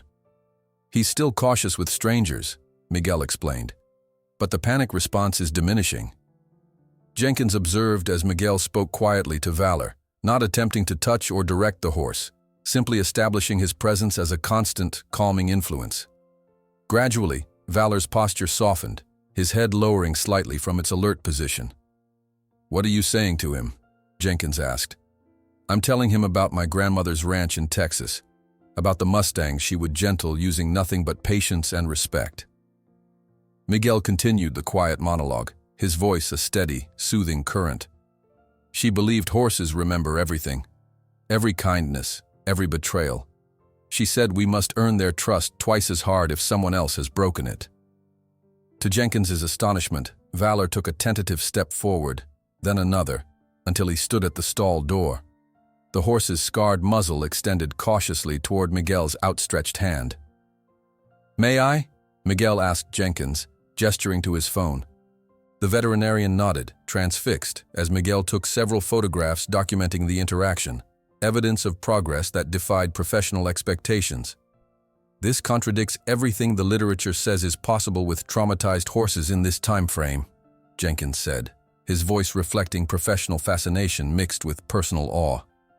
"Perhaps the literature was written by those who never truly listened," Miguel suggested quietly. After Jenkins departed, his official report now including photographic evidence of the horse's improvement, Miguel was surprised by another visitor. Carlos, the landscaper who had helped repair the barn roof, arrived with several other Hispanic workers from town, gardeners, cooks, stable hands from other properties. "We come after work," Carlos explained, gesturing to the group of men and women who stood somewhat nervously in Miguel's yard. "We hear about the VA investigation. Not right, what they do to you after your service." Manuel, an elderly man who Miguel recognized as the head groundskeeper for several estate properties, stepped forward. "I work horses for 30 years in this county," he said, his English heavily accented but precise. "I see how Harrison treats animals, drugs them for shows, discards them when they get small injuries, not like you." The group had organized a modest collection to help with Miguel's legal expenses for the VA hearing. More importantly, they brought information, stories of other horses that had disappeared from Thornfield after minor injuries, accounts of medications administered before inspections, observations made by workers who were treated as invisible by their wealthy employers. As the sun began to set, casting long shadows across the property, Sarah arrived with news about the photograph she had taken. "It's everywhere," she said, slightly breathless with excitement. "The local Facebook groups, even some regional horse forums. People are asking questions about the accident, about why these horses were written off so quickly, about why Harrison suddenly wants them back." Miguel listened, concern mixing with a growing sense that something larger than himself was taking shape, a questioning of established narratives, a challenge to power long taken for granted. "The school nurse stopped me today," Sarah continued. "Her husband works at the bank. She said they're uncomfortable with how your loan was handled, that the rejection came directly from above, despite your excellent credit history." As darkness fell, Miguel practiced the statement he would need to deliver at his upcoming VA hearing. The words caught in his throat as he tried to describe the day of the explosion, the aftermath, the long journey through military hospitals, where paperwork often took precedence over personhood. In his office at Thornfield Stables, Senator Harrison received a phone call informing him of Elena Rodriguez's visit to Miguel's property. His manicured hand tightened around a crystal paperweight as he issued a curt order. "Find out what she knows, and what she's already told him." and move up the timeline on our festival plans. We need to contain this situation before it spreads further." On the eve of his hearing, Miguel found an envelope anonymously slipped under his door containing original military documents that had mysteriously disappeared from his file, and a note that read, "Not everyone in the system is corrupted." While in the luxurious office of Thornfield Stables, Harrison was announcing to his associates the Grand Winchester Equestrian Festival, an event that would serve as cover for his true objective, legally confiscating Miguel Ramirez's horses. Miguel stood before the Veterans Affairs hearing panel, his back straight despite the constant throb in his leg. The military documents he'd found under his door the previous night rested in a neat folder on the table before him. Service records, medical assessments, and the original injury report from the field hospital in Kandahar. Their unexpected appearance felt like a small miracle, a lifeline thrown when he was drowning in bureaucracy and suspicion. "Mr. Ramirez," began the senior officer, a gray-haired woman whose name tag identified her as Colonel Winters, "we've reviewed the additional documentation you've provided. These records appear to resolve the discrepancies in question." Miguel nodded, relief washing through him even as he maintained his composure. "Yes, ma'am. Those are the original documents. I've always maintained that my service record is clear." The younger officer to her right frowned, tapping his pen against his notepad. "The timing of their appearance is convenient." "With respect, sir," Miguel replied, his voice steady. "Their disappearance was what was convenient for whoever initiated this investigation." A memory flashed through his mind. The explosion that had torn through his squad, the searing pain as shrapnel shredded his right leg, the faces of the two men who hadn't survived. He had dragged Specialist Rivera 30 yards to cover, using his own body as a shield, before collapsing from blood loss. That was the man he had been. Someone who never left a comrade behind, even at the cost of his own safety. Colonel Winters studied him for a long moment, then closed the file decisively. "The panel finds no evidence of irregularities in your service record or disability claim, Mr. Ramirez. Your benefits will continue uninterrupted." The drive back to his property was quiet, Sarah beside him in the passenger seat of his old truck. She had insisted on accompanying him to the hearing, a silent presence of support that meant more than Miguel could express. "You did it," she said simply as they turned onto the gravel road leading to his land. Miguel's hands tightened on the steering wheel. "For now, but Harrison won't stop here." As if summoned by his name, evidence of the senator's next move greeted them as they entered town. Colorful banners stretched across Main Street announcing the Winchester Equestrian Festival in bold letters, with Harrison's name prominently displayed as patron and host. "That's new," Sarah murmured, reading the dates on the banner. 3 weeks from now. That's rushing it, even for a community event." Miguel said nothing, but unease settled in his stomach like a cold stone. The timing was no coincidence. Harrison was accelerating whatever plan he had set in motion. The next morning, as Miguel completed his regular routine with the horses, a pickup truck he didn't recognize pulled into his driveway. A middle-aged man in work clothes stepped out, glancing nervously over his shoulder before approaching. "Mr. Ramirez. Name's Tom Wheeler. I work for the county planning office." He shifted uncomfortably, lowering his voice, though no one else was present. "Look, I can't say who I am officially, but you should know. They're planning to take your horses during the festival." Miguel's blood ran cold. "Take them? On what grounds?" "Health inspections, welfare concerns, preservation of valuable breeding stock. They're working through several angles." Wheeler glanced back toward his truck. "The paperwork's being prepared now. Festival day is when they'll move, while everyone's distracted by the main events." After Wheeler departed, Miguel called an urgent meeting with his growing circle of allies, Sarah, Elena, Dr. Jenkins, who had become increasingly supportive, and several members of the Hispanic community who had rallied around him. They gathered that evening in Miguel's small living room, the atmosphere tense with the weight of Harrison's threat. "We could move the horses," Elena suggested, leaning forward intensively. I have contacts at a sanctuary near the state line. They'd be safe there until this blows over. Miguel shook his head, the decision already crystallized in his mind. Separating them now could undo months of progress. They're just beginning to feel secure here. Another traumatic move might push them back into fear responses they might never recover from. But if Harrison gets legal authority, Dr. Jenkins began. Then we fight it, Miguel interrupted, a quiet determination in his voice. Not by hiding, but by showing the truth. As the meeting continued, Miguel outlined his audacious plan. Instead of concealing the horses, he would prepare for a public demonstration of their recovery. Sarah would use her connections to ensure independent media coverage. Dr. Jenkins would document the horses' progress scientifically, creating an official record that would be difficult to dispute. It's risky, Elena warned. Harrison has powerful friends. So do we now, Miguel replied, gesturing to the diverse group gathered in his modest home. People who believe in truth over power. The following days took on a new urgency. Miguel modified his routine with the horses, particularly Libertad, the chestnut gelding who remained the most wary of human contact. Each morning, Miguel sat quietly near Libertad's stall, reading aloud from poetry books and occasionally playing soft melodies on his guitar.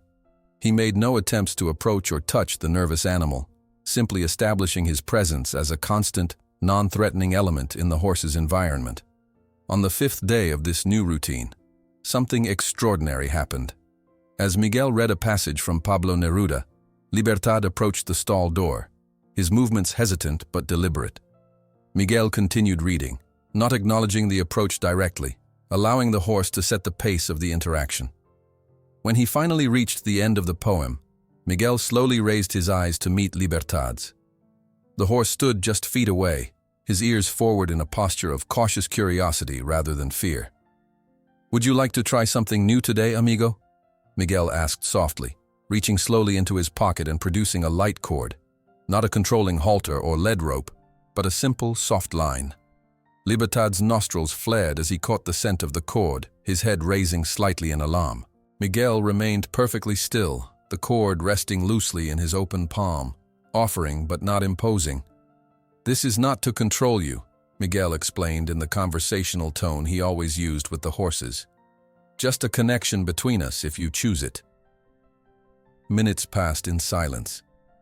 Then, with exquisite caution, Libertad lowered his head and allowed his neck to brush against the cord, not accepting restraint, but acknowledging the possibility of guided movement.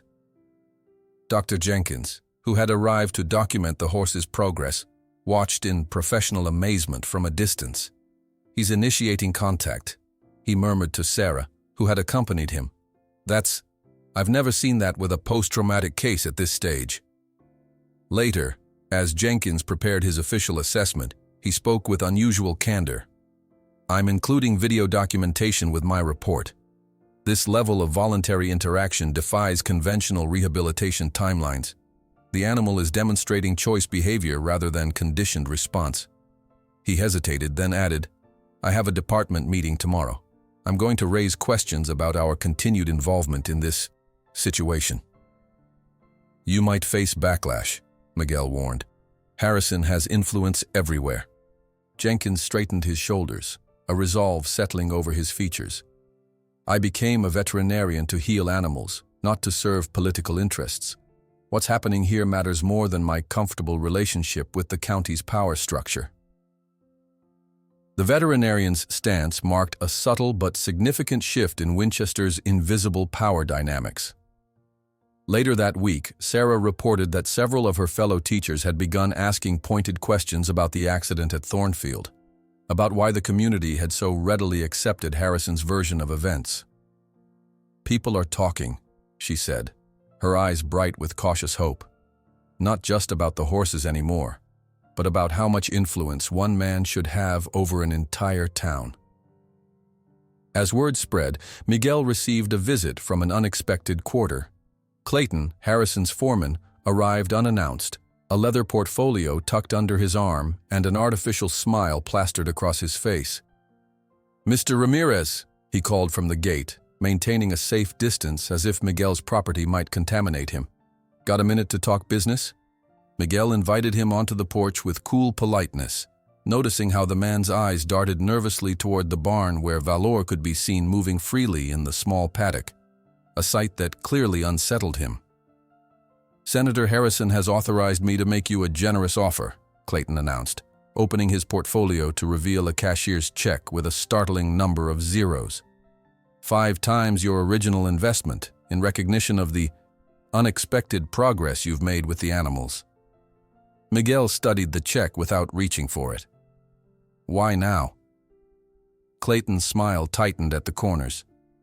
The senator recognizes that he may have underestimated the animal's potential for recovery.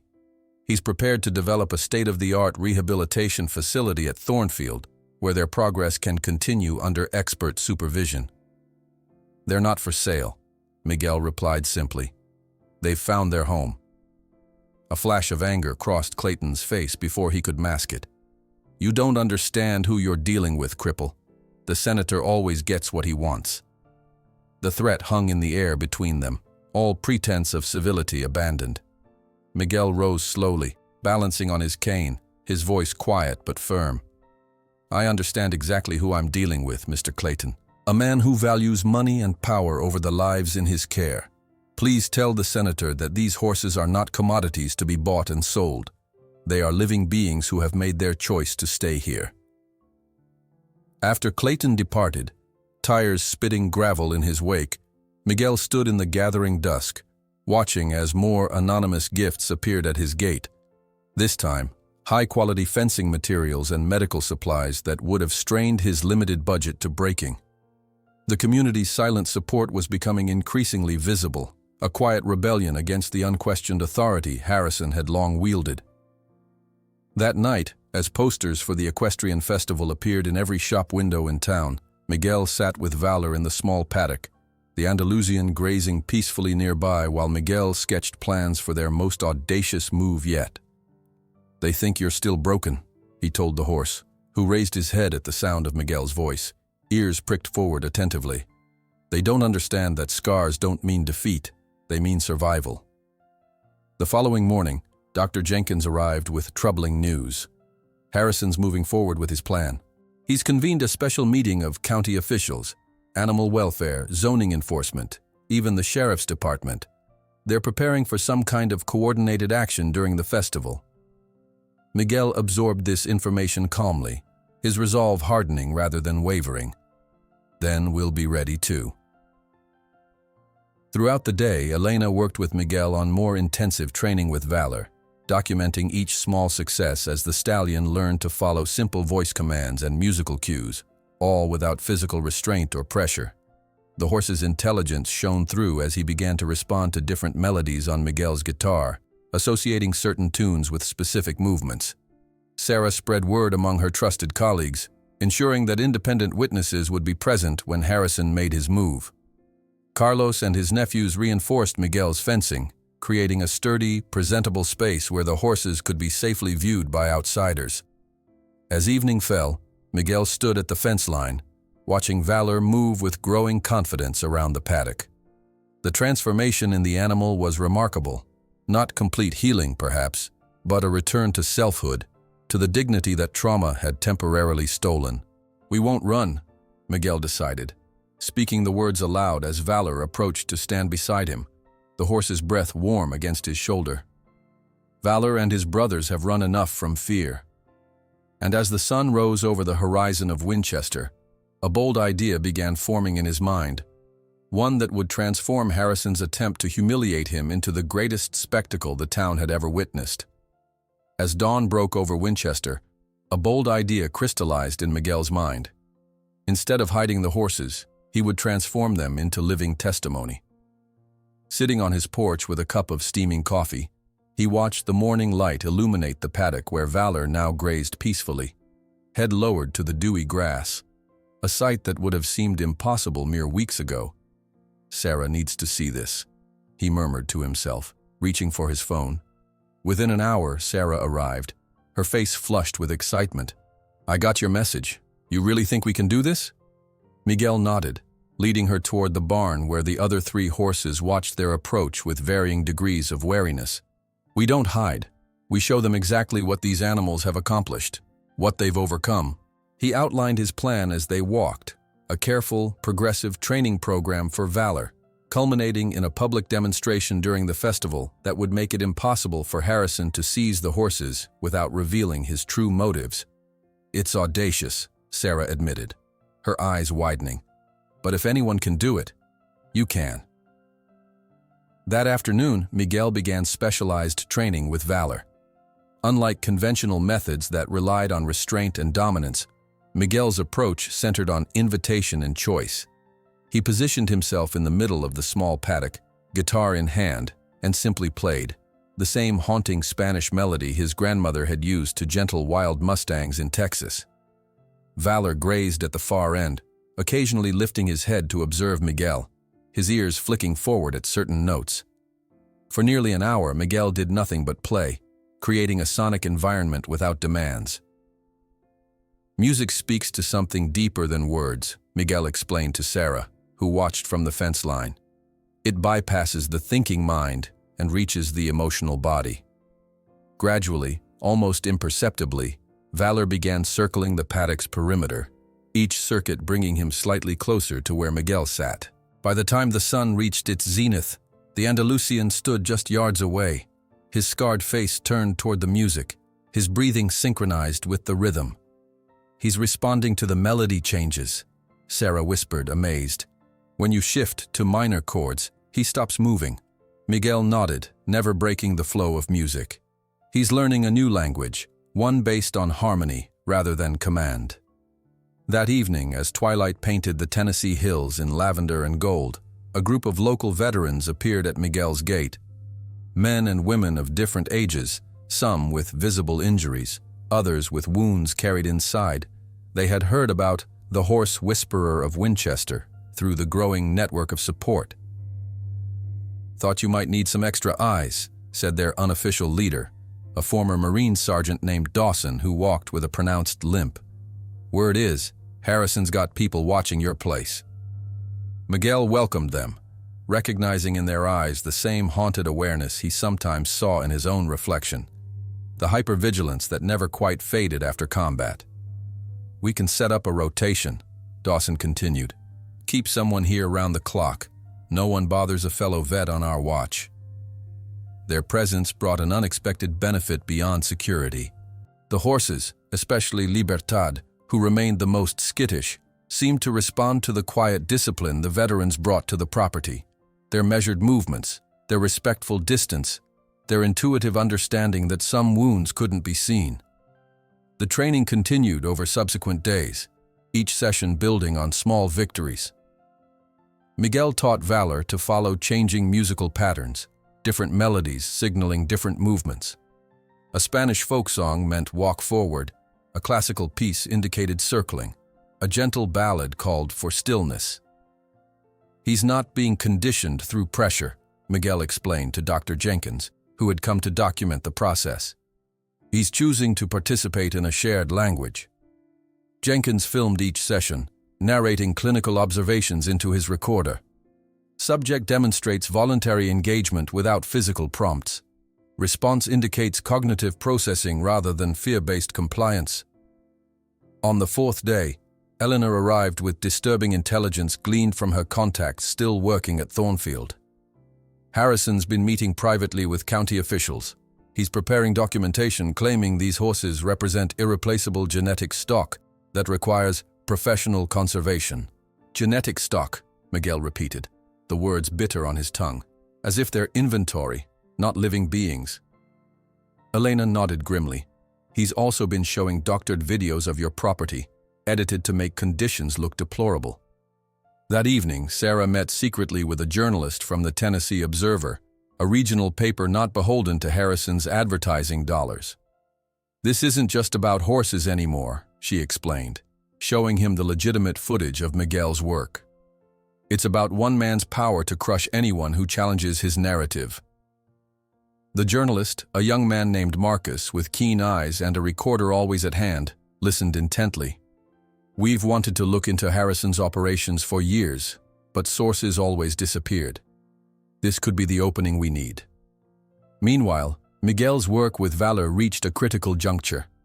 After days of musical communication, he introduced a new element, a soft cotton rope, not for control, but for connection. Holding it loosely in his hands, Miguel played the now familiar melody that signaled proximity. Valor approached cautiously, nostrils flaring at the scent of the rope.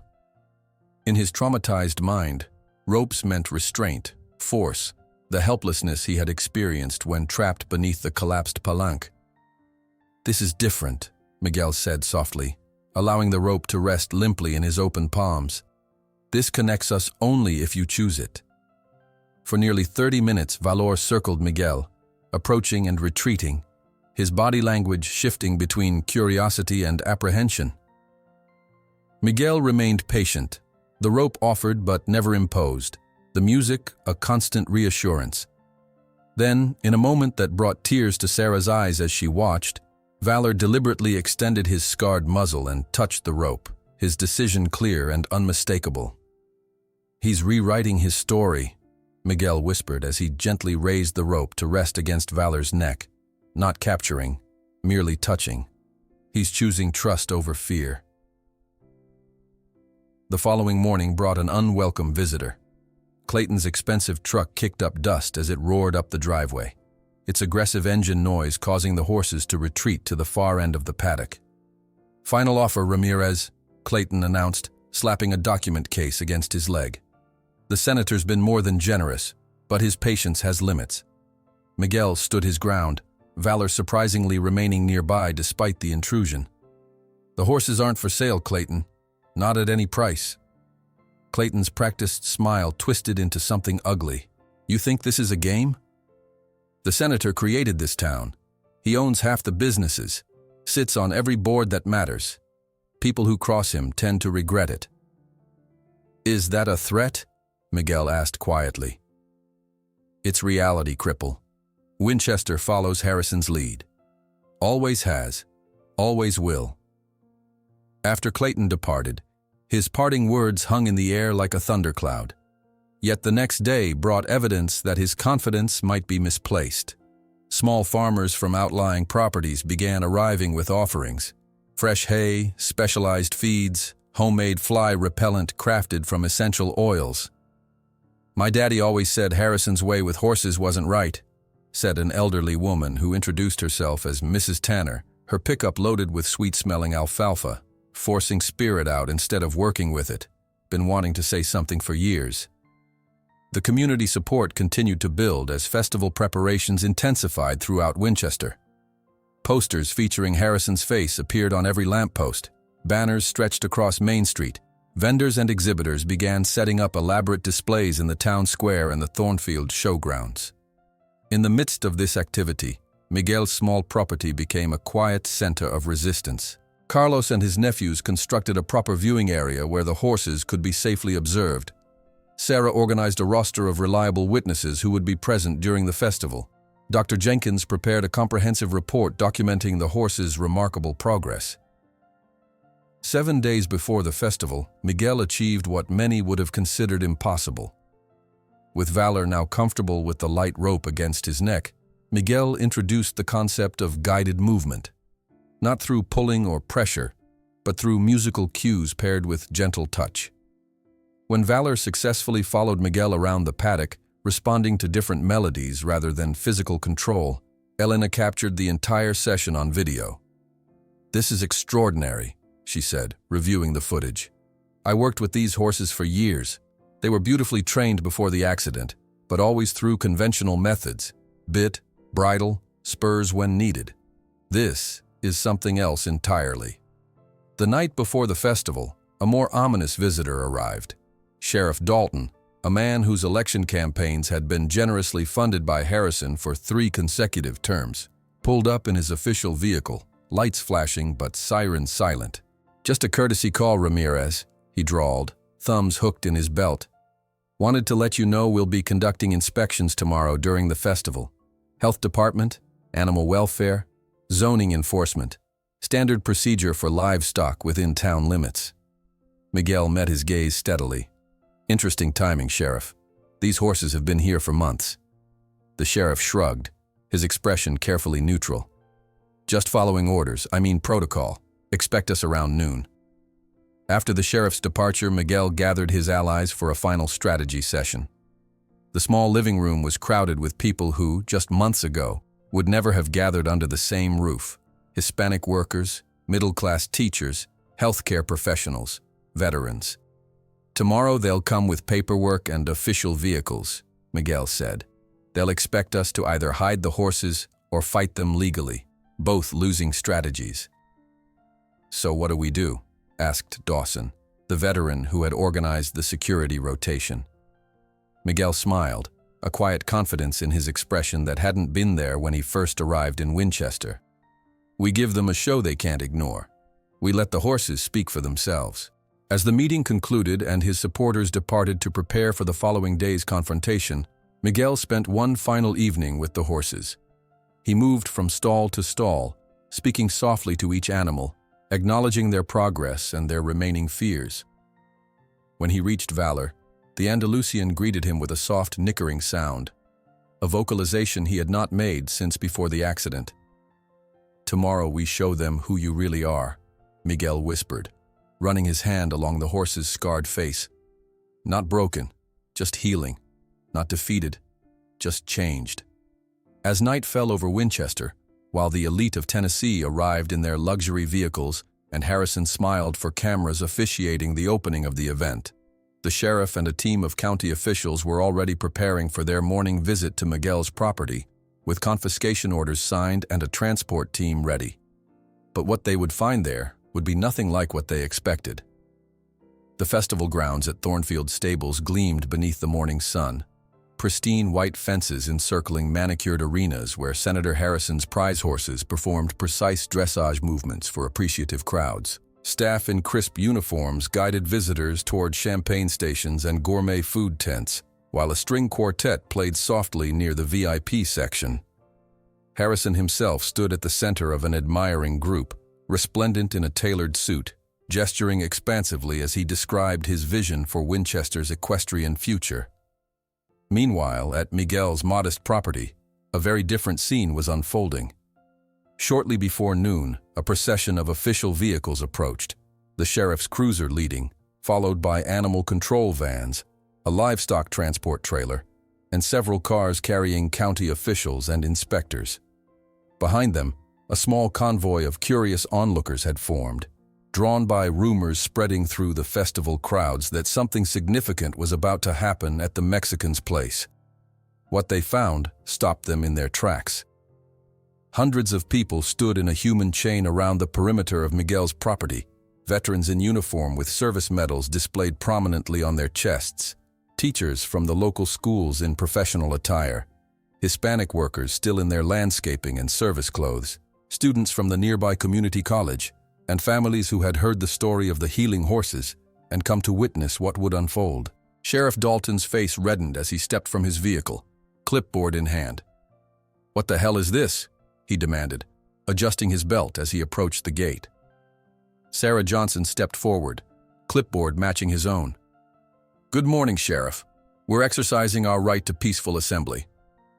She gestured to several people with press badges and cameras.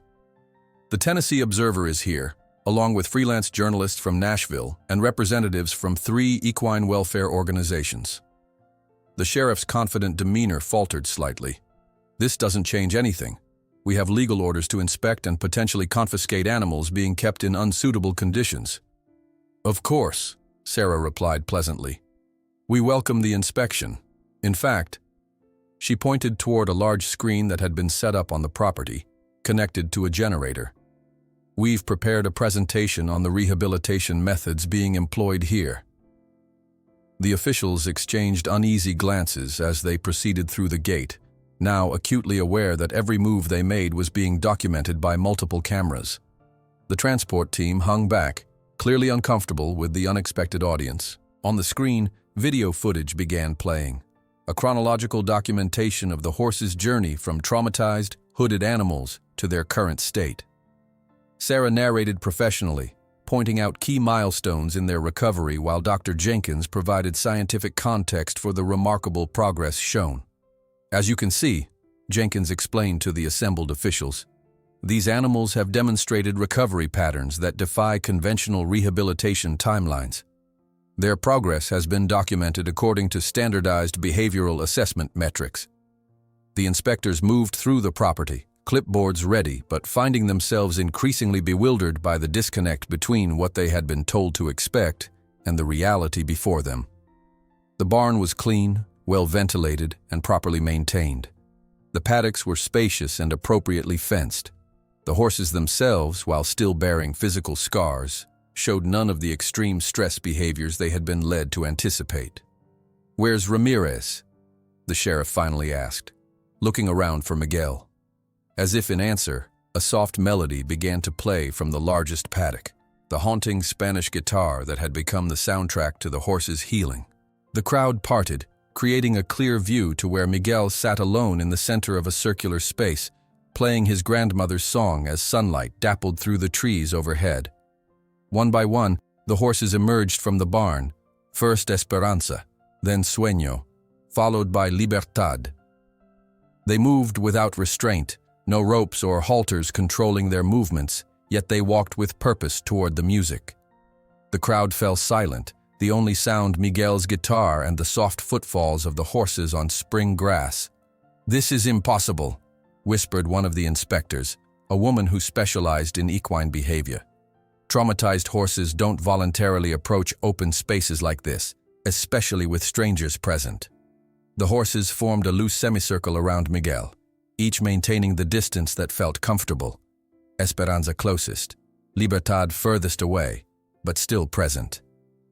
Then, from the barn doorway, Valor appeared.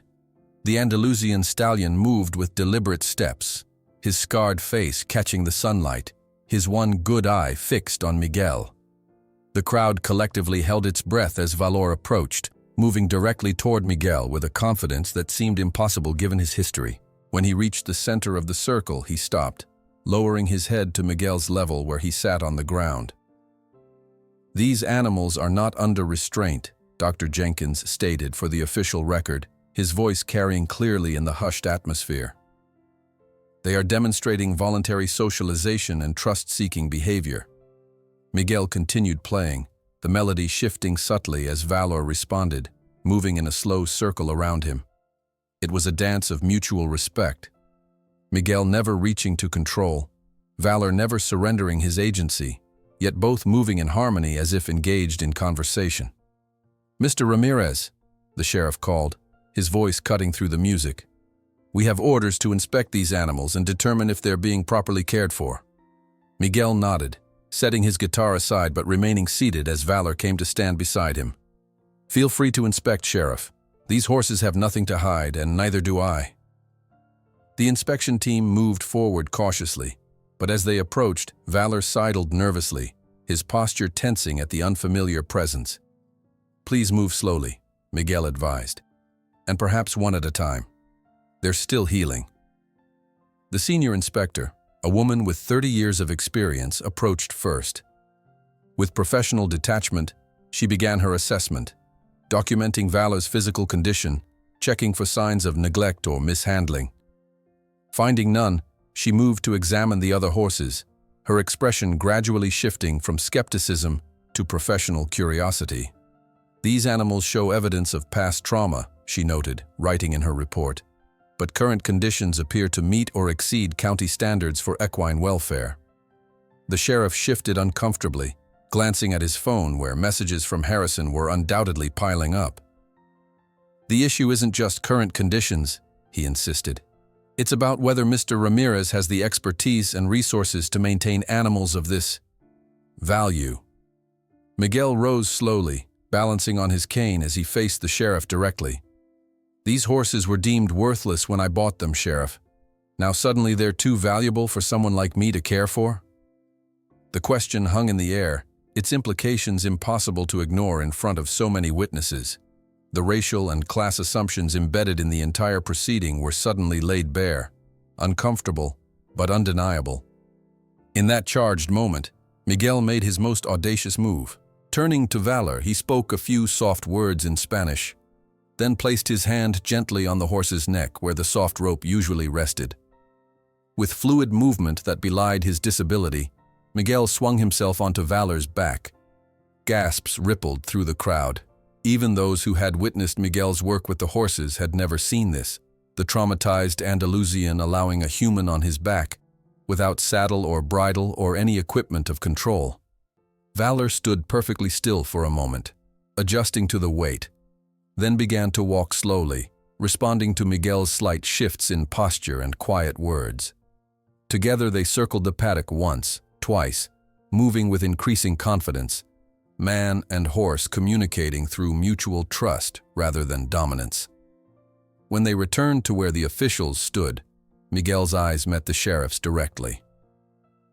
"These animals have chosen to stay here, Sheriff. They walk toward me, not away. They approach when called, not because they're forced, but because they choose to." His voice carried across the now silent property. They've had enough force in their lives, enough control, enough pain inflicted in the name of value and performance. The sheriff looked away first, unable to maintain eye contact with the quiet dignity in Miguel's gaze. He consulted briefly with the inspection team, their whispered conversation tense but conclusive. "The inspection finds no violations warranting confiscation," he finally announced, his tone clipped with barely concealed frustration. "Mr. Ramirez appears to be in compliance with county regulations at this time." A cheer erupted from the gathered crowd, quickly hushed as Miguel raised his hand for quiet. "This isn't about winning or losing, Sheriff," he said, still seated on Valor's back. "It's about recognizing that healing doesn't follow official timelines or protocols. These horses were discarded because their trauma made them inconvenient. I simply gave them the time and space to remember who they were before the world hurt them." As the officials retreated to their vehicles, the assembled community members moved forward, forming a protective circle around Miguel and the horses. Sarah approached with her phone, showing Miguel something on the screen that made him smile for the first time that day. "It's being live-streamed," she said quietly. Someone in the crowd started broadcasting when the sheriff arrived. "Over 2,000 people are watching right now." Inside the festival grounds, Harrison was being frantically updated by assistants as the situation unfolded. His carefully orchestrated event was being overshadowed by the drama playing out at Miguel's property, with guests increasingly drifting away to witness the confrontation firsthand or watching it on their phones. The images of Miguel mounted on Valor without any equipment of control, the horse moving in willing partnership with the man everyone had dismissed as a crippled foreigner, spread across social media platforms in real time, interrupting Harrison's speech when assistants nervously showed him their cell phones. His face paled as he heard Miguel declare for the cameras, "They chose to stay. Nobody has the right to decide for them again." Words that, unknown to Miguel, were being watched by thousands of people, including national journalists who were beginning to question the official version of the accident that had traumatized the horses. The images of Miguel mounted on Valor without any equipment of control spread across social media with stunning speed. Within hours, the horse whisperer of Winchester became a trending topic that extended far beyond Tennessee. News vans began appearing on the quiet road leading to Miguel's property, reporters eager to capture the story of the Hispanic veteran who had accomplished what experts deemed impossible. Miguel, unaccustomed to attention, retreated to the quiet sanctuary of the barn. The morning after the confrontation, he sat on a hay bale, watching Valor eat his breakfast with the steady, deliberate movements that had replaced his earlier nervous bolting. "You're famous now, amigo," Miguel said softly in Spanish. "I hope you're ready for that." The sound of tires on gravel announced another visitor. Miguel sighed, preparing himself for another reporter. But when he stepped outside, he found himself facing a sleek black SUV with government plates. Senator William Harrison himself emerged, immaculately dressed as always, followed by his daughter Charlotte, a tall young woman in professional riding attire. "Mr. Ramirez," Harrison called, his voice carrying the practiced warmth of a career politician. "I believe we're overdue for a proper conversation." Miguel approached slowly, leaning on his cane, aware of the power imbalance, but refusing to be intimidated by it. "Senator, this is unexpected." Harrison's smile never reached his eyes. "Yesterday's demonstration was quite impressive. It's clear I underestimated what might be accomplished with these animals." Behind him, Charlotte studied the property with undisguised curiosity, her gaze lingering on Valor, who watched from the paddock fence, ears pricked forward in alert observation. "I've come with a proposition," Harrison continued, nodding to an aide who produced a leather portfolio. $1 million for all 4 horses. A fair price considering their genetic value and your evident success in rehabilitation. Miguel blinked, the figure momentarily stunning him. It was more money than he had ever imagined possessing, enough to buy a proper ranch, to live comfortably for years, to pursue whatever dreams he might have deferred. "We intend to establish a state-of-the-art equine recovery center at Thornfield," Harrison continued smoothly, sensing Miguel's hesitation. "Your methods have proven effective, and we'd like to implement them on a larger scale. You'd receive full credit for the pioneering work, of course." The offer hung in the air between them, its weight almost physical. Miguel noticed Charlotte studying him intently, her expression unreadable but her eyes sharp with assessment. "The public would appreciate seeing these horses returned to appropriate facilities," Harrison added, his tone suggesting reasonable compromise while implying Miguel's limitations. "Particularly Valor. A stallion of his caliber deserves professional management." As if hearing his name, Valor whinnied softly from the paddock. The sound drew Charlotte's attention, and she moved toward the fence with the confident stride of someone who had spent her life around horses. "May I?" she asked Miguel, gesturing toward Valor. Miguel nodded, curious to see this interaction. Charlotte approached the fence with practiced ease, producing an apple from her pocket. The carefully orchestrated moment was clear. Harrison wanted to demonstrate that Valor would respond to any knowledgeable handler, not just Miguel. "He's magnificent," Charlotte said, extending her hand with the apple. "Even with the scars." Valor's response was measured. He observed Charlotte with alert caution, nostrils flaring to catch her scent. He stepped forward to investigate the apple but maintained a clear buffer zone between himself and the stranger.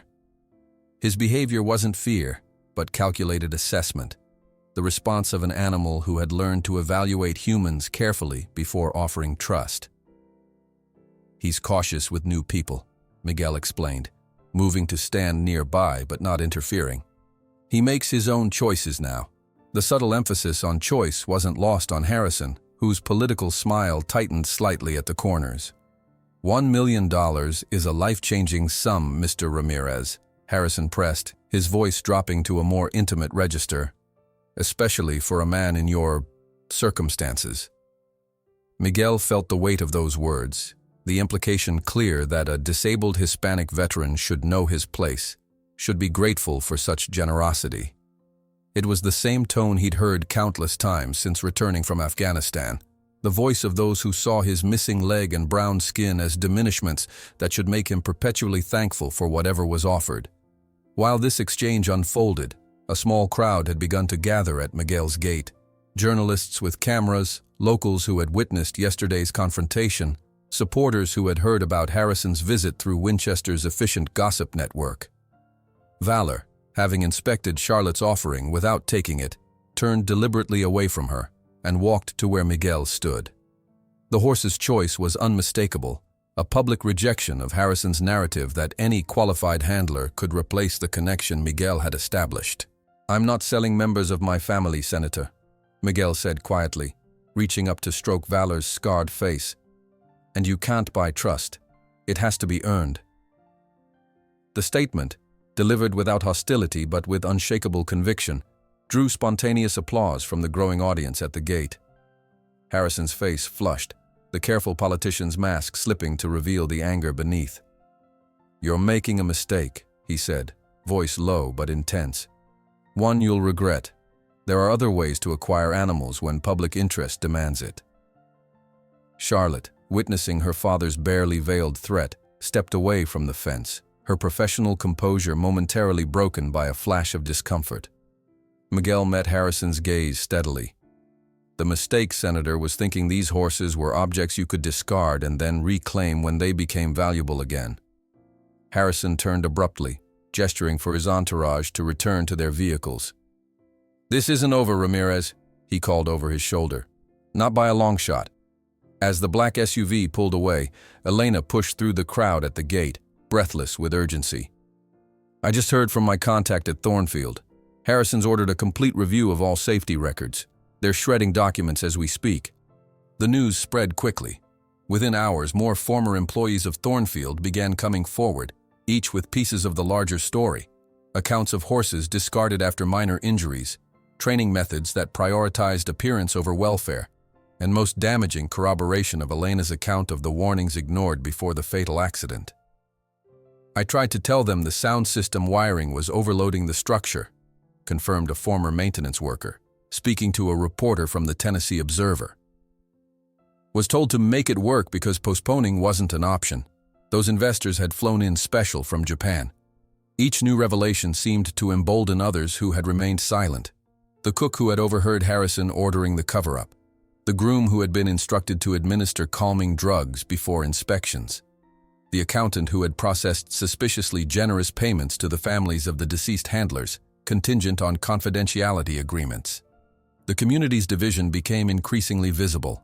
Families with long-standing ties to Harrison rallied to his defense, dismissing the accusations as jealousy and opportunism. But workers, veterans, teachers, and younger residents began openly questioning the narrative that had shaped Winchester for decades.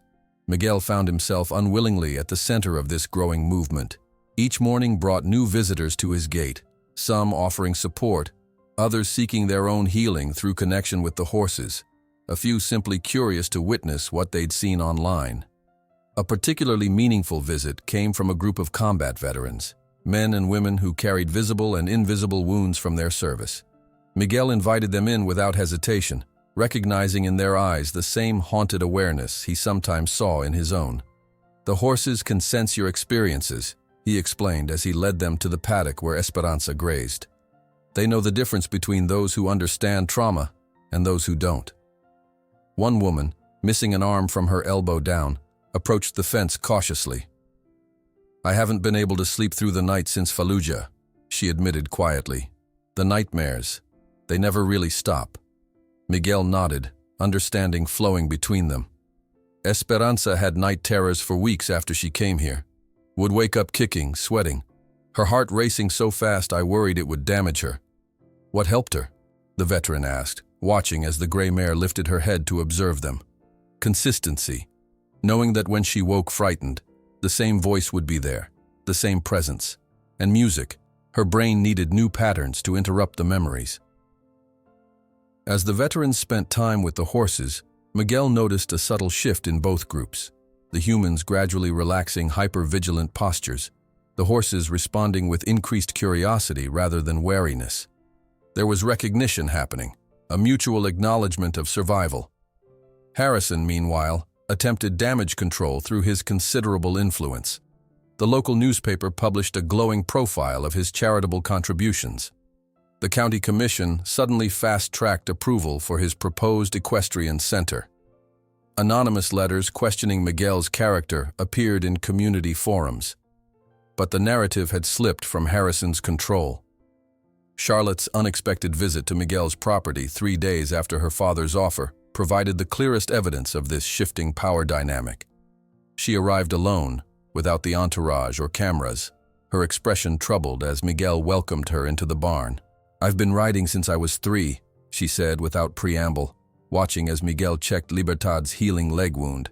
"Competed internationally, trained with Olympic medalists, but I've never seen horses respond the way yours do." Miguel continued his gentle ministrations, allowing Charlotte the space to find her words. "My father," she began, then stopped, conflicted loyalty evident in her hesitation. "He's always taught me that horses need to be controlled, that their spirits must be channeled through discipline. But watching you with valor," she gestured helplessly, "it makes me question everything I've been taught." "Different approaches work for different purposes," Miguel said carefully, respecting her evident struggle. "Competition requires precision, certainty." "But at what cost?" Charlotte pressed. These horses were considered irredeemable after their trauma. Now they're healing in ways our experts said was impossible. Their conversation continued as Miguel showed her his methods, the patience, the lack of force, the creation of choices rather than commands. Charlotte watched with professional curiosity that gradually transformed into something more personal, more questioning. When she finally left, her parting words suggested a fracture in Harrison's carefully constructed world. I need to think about what I've seen here, about what it means for how we've been operating at Thornfield. The accusation bombshell from Elena Rodriguez reached the Winchester Chronicle the following day. Senator Harrison knew the palanca was structurally unsound, but refused to postpone the event because investors were present. The story, supported by documents and multiple witness accounts, divided the community further. While Harrison's allies defended him vigorously, the workers who had always operated in the background of Winchester society began to find their collective voice. While Harrison eventually lost his Senate seat amid the investigations revealing irregularities in his operations, the most ironic development came when his daughter Charlotte, touched by what she had witnessed, became a volunteer at Miguel's sanctuary, learning from him methods of gentle training that contradicted everything she had been taught. 2 years to the day after the auction that had changed everything, Miguel Ramirez stood in the center of what had once been his modest property, now transformed beyond recognition. The small dilapidated barn had expanded into a proper stable with 10 spacious stalls. A covered arena protected riders and horses from Tennessee's unpredictable weather. Most significant was the community building, a simple but welcoming structure where veterans gathered daily, finding healing through connection with animals who understood trauma without requiring words. "Hard to believe, isn't it?" Sarah said, joining him as he surveyed the morning activity. She had become more than a supporter. She was now the sanctuary's education director, developing programs that brought school children to learn about empathetic animal care. Miguel nodded, leaning less heavily on his cane than he once had. The pain in his residual limb would never fully disappear, but it had diminished as his life had expanded. 2 years ago, I was just trying to survive each day. Now this. The transformation of Sanctuary Four Winds mirrored Miguel's own journey from isolation to connection. The man who had once hidden from the town's gaze now led a community of healers, both human and equine. Elena approached, clipboard in hand, her position as sanctuary manager a natural evolution of her advocacy. Everything's ready for the memorial ride. 20 riders confirmed, including 5 first-timers. The annual ride had become a tradition, marking not just the anniversary of the horse's arrival, but celebrating the ongoing healing of everyone involved. Each participant had their own story of brokenness: veterans with physical and psychological wounds, survivors of abuse, people marginalized by society for various reasons. Each had found connection with a horse previously considered irredeemable. Inside the main stable, Valor stood patiently as Miguel checked his legs and hooves. The Andalusian scars remained visible, the partially blind eye, the ridge of thickened tissue along his face, but they no longer defined him. What once signified trauma now told a story of survival, of dignity reclaimed. "Ready for today, amigo?" Miguel asked, his tone conversational as always. Valor nudged his shoulder gently in response, a gesture that had become their private acknowledgement. Dr. Jenkins arrived as Miguel finished his preparations, camera in hand as usual. The veterinarian had become the sanctuary's most dedicated documentarian. His scientific papers on trauma recovery and equines now required reading at veterinary schools across the country. "I'm presenting the 2-year data at the national conference next month," he said, pride evident in his voice. "The longitudinal evidence is irrefutable. Your methods have implications far beyond these 4 horses." Miguel shrugged slightly, still uncomfortable with academic recognition. "The horses did the healing. I just created the space for it to happen." Outside, vehicles began arriving, a steady stream of trucks and cars bearing riders for the memorial ride. The participants represented Winchester's transformation as much as the horses did. Local farmers who had once viewed Miguel with suspicion now greeted him warmly. Veterans who had found purpose volunteering at the sanctuary brought new recruits. Families whose children had benefited from equine therapy arrived with homemade food for the post-ride gathering. Most striking was the arrival of Charlotte Harrison, driving a modest sedan rather than her father's ostentatious vehicles.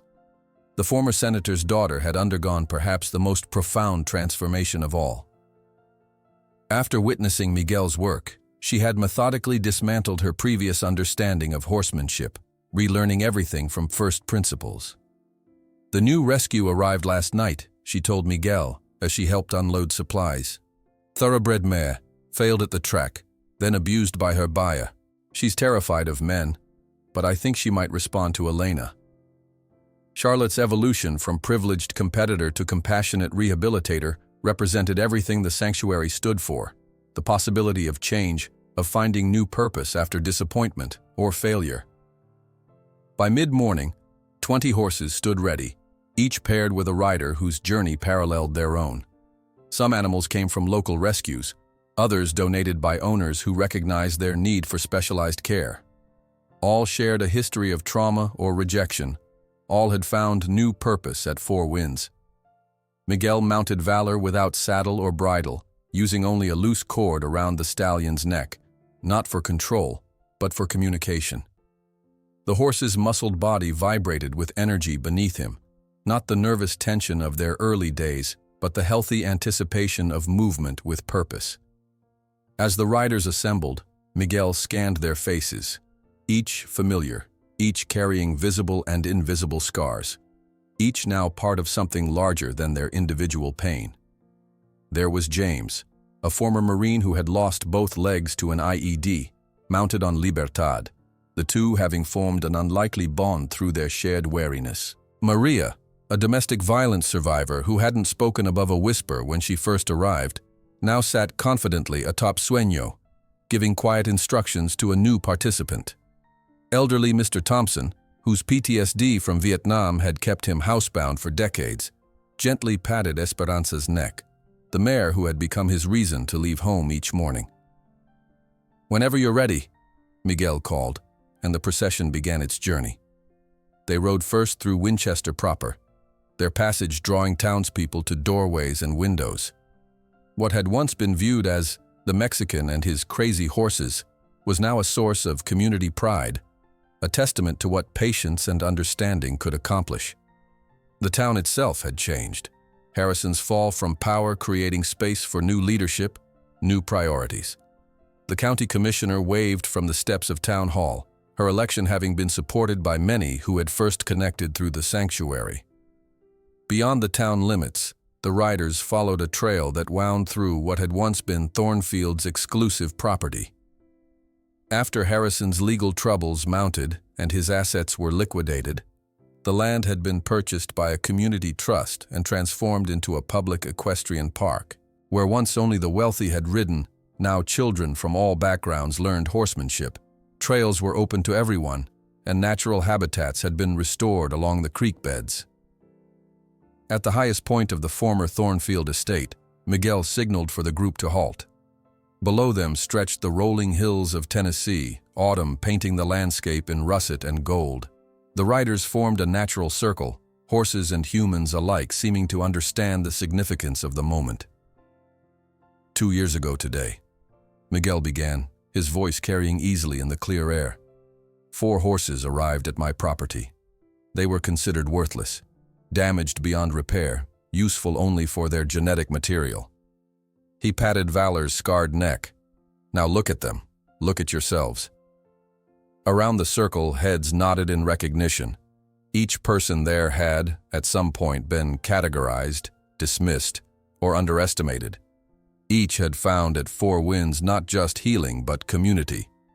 The recognition that brokenness was not the end of their story, but perhaps its most meaningful chapter.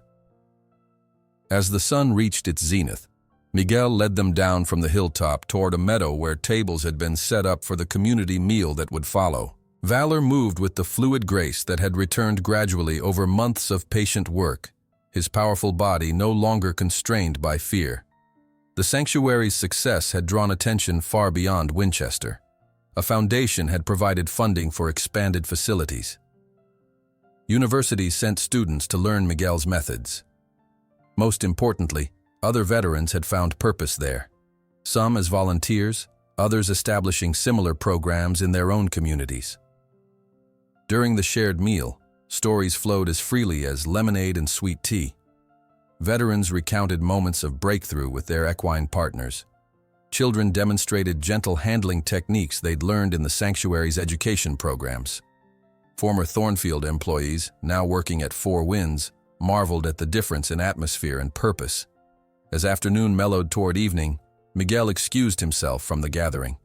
Taking Valor, he rode to a quiet spot overlooking the sanctuary's expanded property.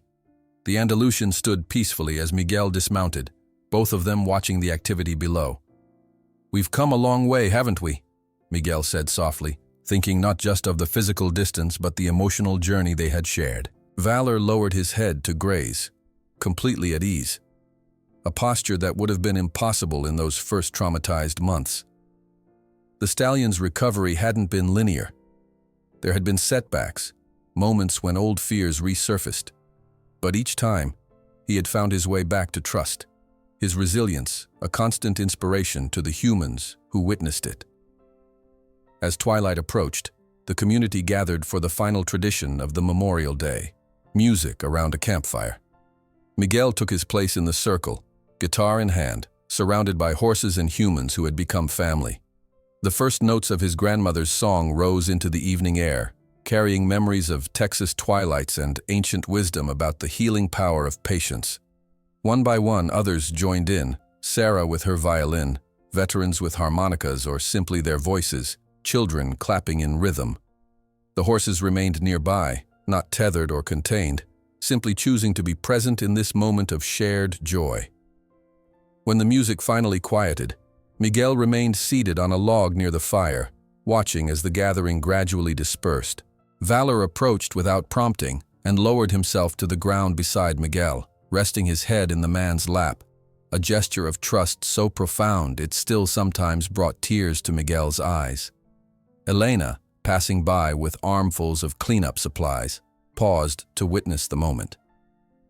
"I still can't believe how far he's come," she said quietly. "How far you both have." "We healed each other," Miguel replied, gently stroking the white blaze that ran down Valor's scarred face. "That's what the sanctuary is really about. Not one-way rescue, but mutual restoration." As night settled fully over Four Winds, stars emerged in the clear Tennessee sky. Miguel remained by the dying fire, Valor's head heavy in his lap, reflecting on the journey that had brought them to this moment. The anger that had once fueled him, at his injury, at the military bureaucracy, at Winchester's prejudice, had gradually transformed into purposeful compassion. "We are all broken in some way," Miguel said to the group of veterans who lingered by the fire, his hand gently stroking Valor's scarred face as the horse rested his head in Miguel's lap.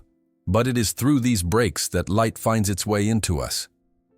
And as the golden sunset painted the horizon of Winchester, the town that had once rejected him now embraced the wisdom of a man who understood that true strength never comes from power over others, but from the courage to remain gentle in a world that values domination.